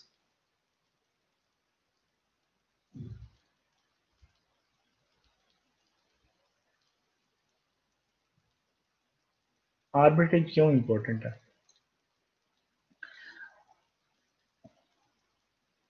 Price of law of one price, law of one price जिसे हमने कहा था। हमें किसी न किसी टाइम के ऊपर कोई प्राइस फिक्स करनी पड़ेगी ना, ताकि हम उसी प्राइस को लेके हम या तो उसको फ्यूचर में मूव करें या हम उसे प्रेजेंट में लेके आए। तो आर्बिट्रेज जब आपकी, मतलब वन प्राइस इंपॉर्टेंट है, वन प्राइस इंपॉर्टेंट है जिसके ऊपर आपने किया होगा उसको, ठीक है। We can directly compare dollar amount received at different points in time by discounting all future cash flows back to present value. Once the future amounts are valued at the present, we can compare them. तो arbitrage जो है वो हमें foundation provide करती है किसकी? Law of one price के लिए। तो लॉ ऑफ वन प्राइस होगी तो हमें पता होगा कि हमें कितना मिलना है, ठीक है। ठीक है, हमें कितना मिलना है हमें पता होगा। अच्छा, एक और क्वेश्चन है जी आपके लिए। How does the valuation principle help financial manager make decisions?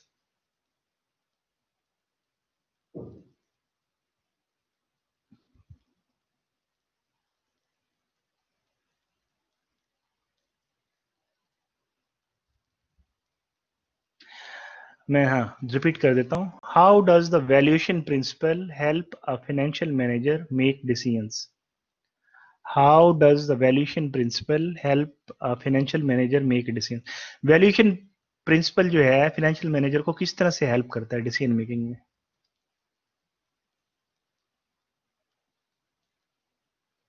आप एग्जाम्पल लें, हमने एग्जाम्पल ली थी सिल्वर की और गोल्ड की। क्या किया था उसके अंदर हमने? डॉलर वैल्यू निकाली थी ना दोनों की। कौन सी वैल्यू निकाली थी? मार्केट वैल्यू निकाली थी। ठीक है, हम कहते हैं वैल्यूएशन हम किस बेस के ऊपर करते हैं? मार्केट प्राइसेस के ऊपर करते हैं। ठीक है, तो प्राइस को कंपेरेबल कर देता है वैल्यूएशन प्रिंसिपल, यानी कंपेरेबल कर देता है। हमने उनको डॉलर वैल्यू के अंदर चेंज किया था, तो हम कंपेरेबल कर सकते हैं वैल्यूएशन प्रिंसिपल के साथ। अदरवाइज हमें क्या पता सिल्वर की प्राइस ज्यादा है या गोल्ड की ज्यादा है, या प्लाटिनियम की ज्यादा है या गोल्ड की ज्यादा है। ठीक है, किसकी ज्यादा प्राइस है किसकी कम है हमें क्या पता। तो वो हम कंपेरेबल करते हैं with the help of valuation principle, वो कंपेरेबल हो जाती। अच्छा जी, एक और क्वेश्चन है आपके लिए। Can you directly compare dollar amounts received at different points in time? Directly compare कर सकते हैं,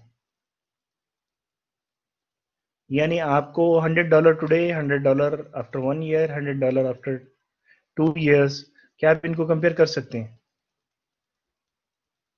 क्यों नहीं कर सकते? क्यों नहीं कर सकते? रीजन, रीजन क्या है? बिल्कुल सही है आपका जवाब, नहीं कर सकते compare. Time value of money involve है इसके अंदर। टाइम वैल्यू ऑफ मनी आपकी वैल्यू को इंक्रीज करती है जब आप फ्यूचर की तरफ जाते हैं, और आप अगर फ्यूचर से प्रेजेंट की तरफ आते हैं तो वो डिक्रीज करती है। टाइम वैल्यू ऑफ मनी आपकी जो वैल्यू है उसको डिक्रीज या इंक्रीज करती है।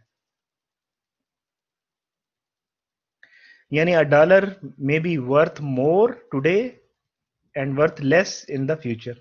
ठीक है, तो ये चीज आपको पता चलती है जब आप उसकी टाइम वैल्यू को उसके साथ ऐड करते हैं, तभी पता चलती है।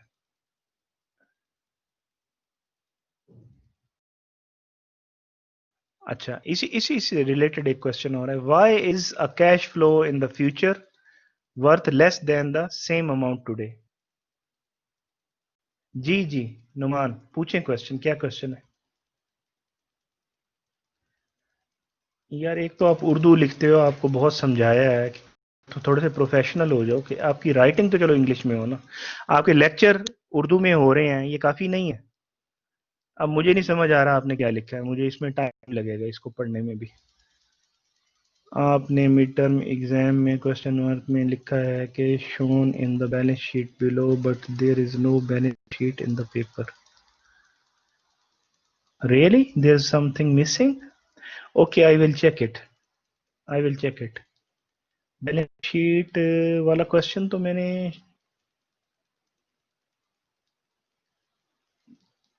चले मैं चेक कर लेता हूँ, अगर उसमें कुछ प्रॉब्लम है तो मैं दोबारा अपलोड कर देता हूँ paper.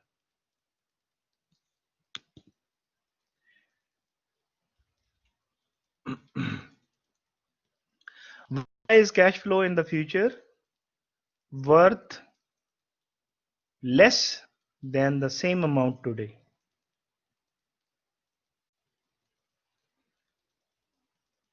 Due to discount factor, huh? This is discounted value decrease because of interest factor adjustment.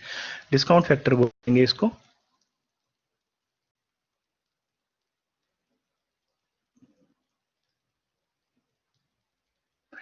Because देखें, इसकी एग्जाम्पल हमने ली थी कि अगर हमारे पास हम सेम अमाउंट लेते हैं आज की, आज में और एक साल बाद सेम अमाउंट लेते हैं, तो मेरे पास अगर सेम अमाउंट होगी तो क्या मैं बैंक में नहीं डाल सकता उसको, इन्वेस्ट कर नहीं सकता? अगर उसको इन्वेस्ट करूंगा तो वो तो बढ़ जाएगी ना एक साल में। तो जो जितनी बढ़ जाएगी वो मेरा वही डॉलर ही वही अमाउंट ही होगी ना। अगर सपोज मेरे पास $100 है, तो हम मेरे पास एक साल बाद अगर वो 10% के साथ 110 बन जाता है, तो मैंने तो 10 उसके अंदर नहीं डाला ना, वो तो टाइम वैल्यू ऑफ मनी है ना, वो तो उसकी टाइम की वजह से उसकी वैल्यू उतनी इंक्रीज कर गई, ग्रो कर गई। ठीक है, तो आपका जो आज का 100 का डॉलर है वो इक्वल है फ्यूचर के अंदर 110 के, इन द सेम वे जैसे हमने एग्जाम्पल में देखा। ठीक है, डिस्काउंट रेट क्या होता है जी, थोड़ा सा बताएंगे?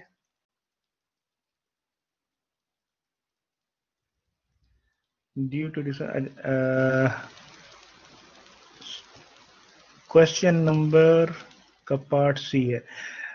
नुमान, ये जो आप कर रहे हैं ना क्वेश्चन, यही क्वेश्चन पे डाल दीजिएगा। ठीक है, मैं इसको अभी चेक करता हूँ। क्लास आपकी एंड करके ना इसको चेक करता हूँ और फिर इसको मैं अगर कोई इसमें इशू रह गया तो उसको ठीक कर लेते हैं। डिस्काउंट रेट क्या है? What is discount rate?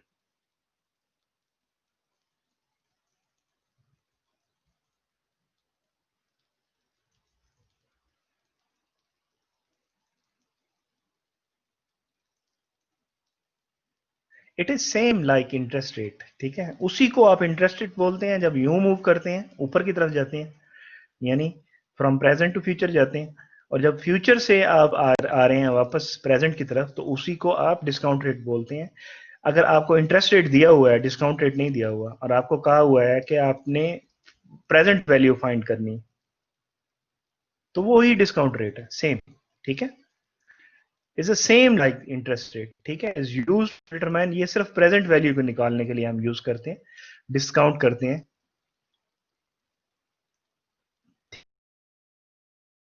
Rate क्या होता है मुझे कोई बताएगा? What is the interest rate?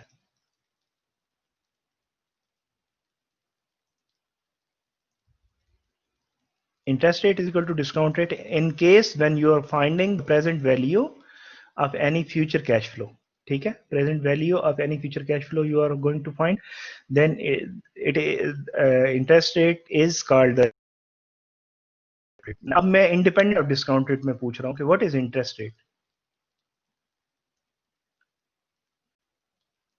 Markup जी, ठीक है, इंक्रीजिंग अमाउंट, ठीक, प्रॉफिट रेट ऑफ इन्वेस्टमेंट, यानी मैं कहता हूं कि मेरे पास दो अपॉर्चुनिटीज हैं, ठीक है, दो अपॉर्चुनिटीज है। एक ये है कि मैं इन्वेस्ट कर दूं बैंक के अंदर, ठीक है, तो मुझे कुछ मिल जाएगा रिटर्न में, ठीक है। दूसरा है कि मैं किसी प्रोजेक्ट में लगा दूं, वहां से मुझे कुछ मिल जाएगा।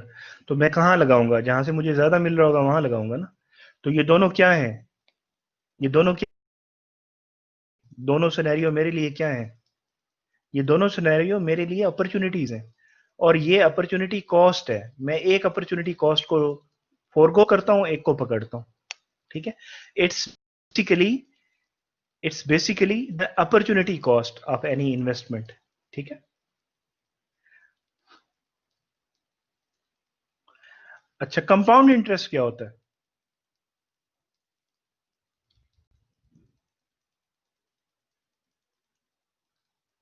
कंपाउंड इंटरेस्ट क्या होता है?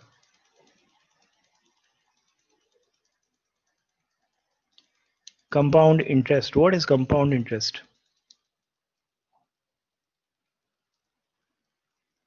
गेन तो है, एक इंटरेस्ट है, वो भी तो गेन ही है ना, वो भी तो इंक्रीज ही कर रहा है ना आपकी वैल्यू को। तो कंपाउंड इंटरेस्ट क्या है? इंटरेस्ट ऑन इंटरेस्ट, जी विंतलाल, बिल्कुल सही, इंटरेस्ट ऑन इंटरेस्ट। इसमें आपका सिंपल इंटरेस्ट भी शामिल है और इंटरेस्ट ऑन इंटरेस्ट भी शामिल होता है। हमने वो एक बार देखा था ना, उसके अंदर ये था।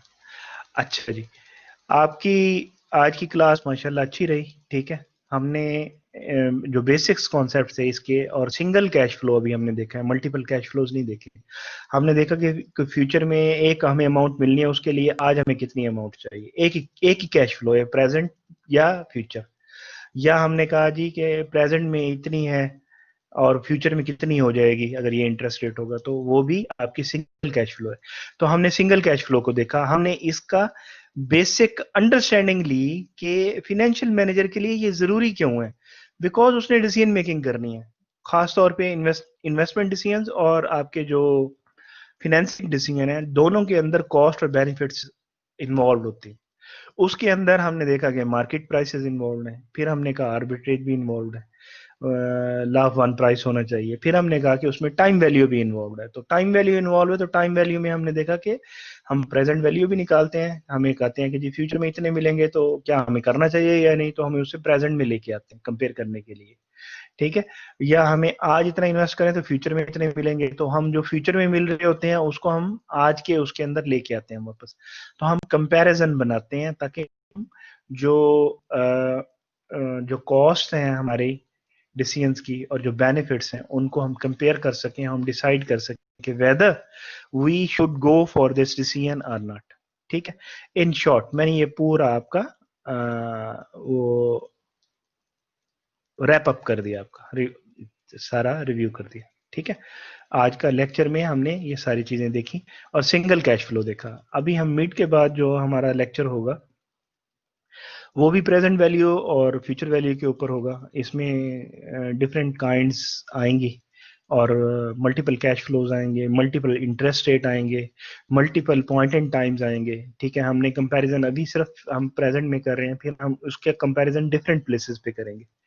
ठीक है, तो वो सारी चीजें हम फिर नेक्स्ट क्लास के अंदर देखेंगे।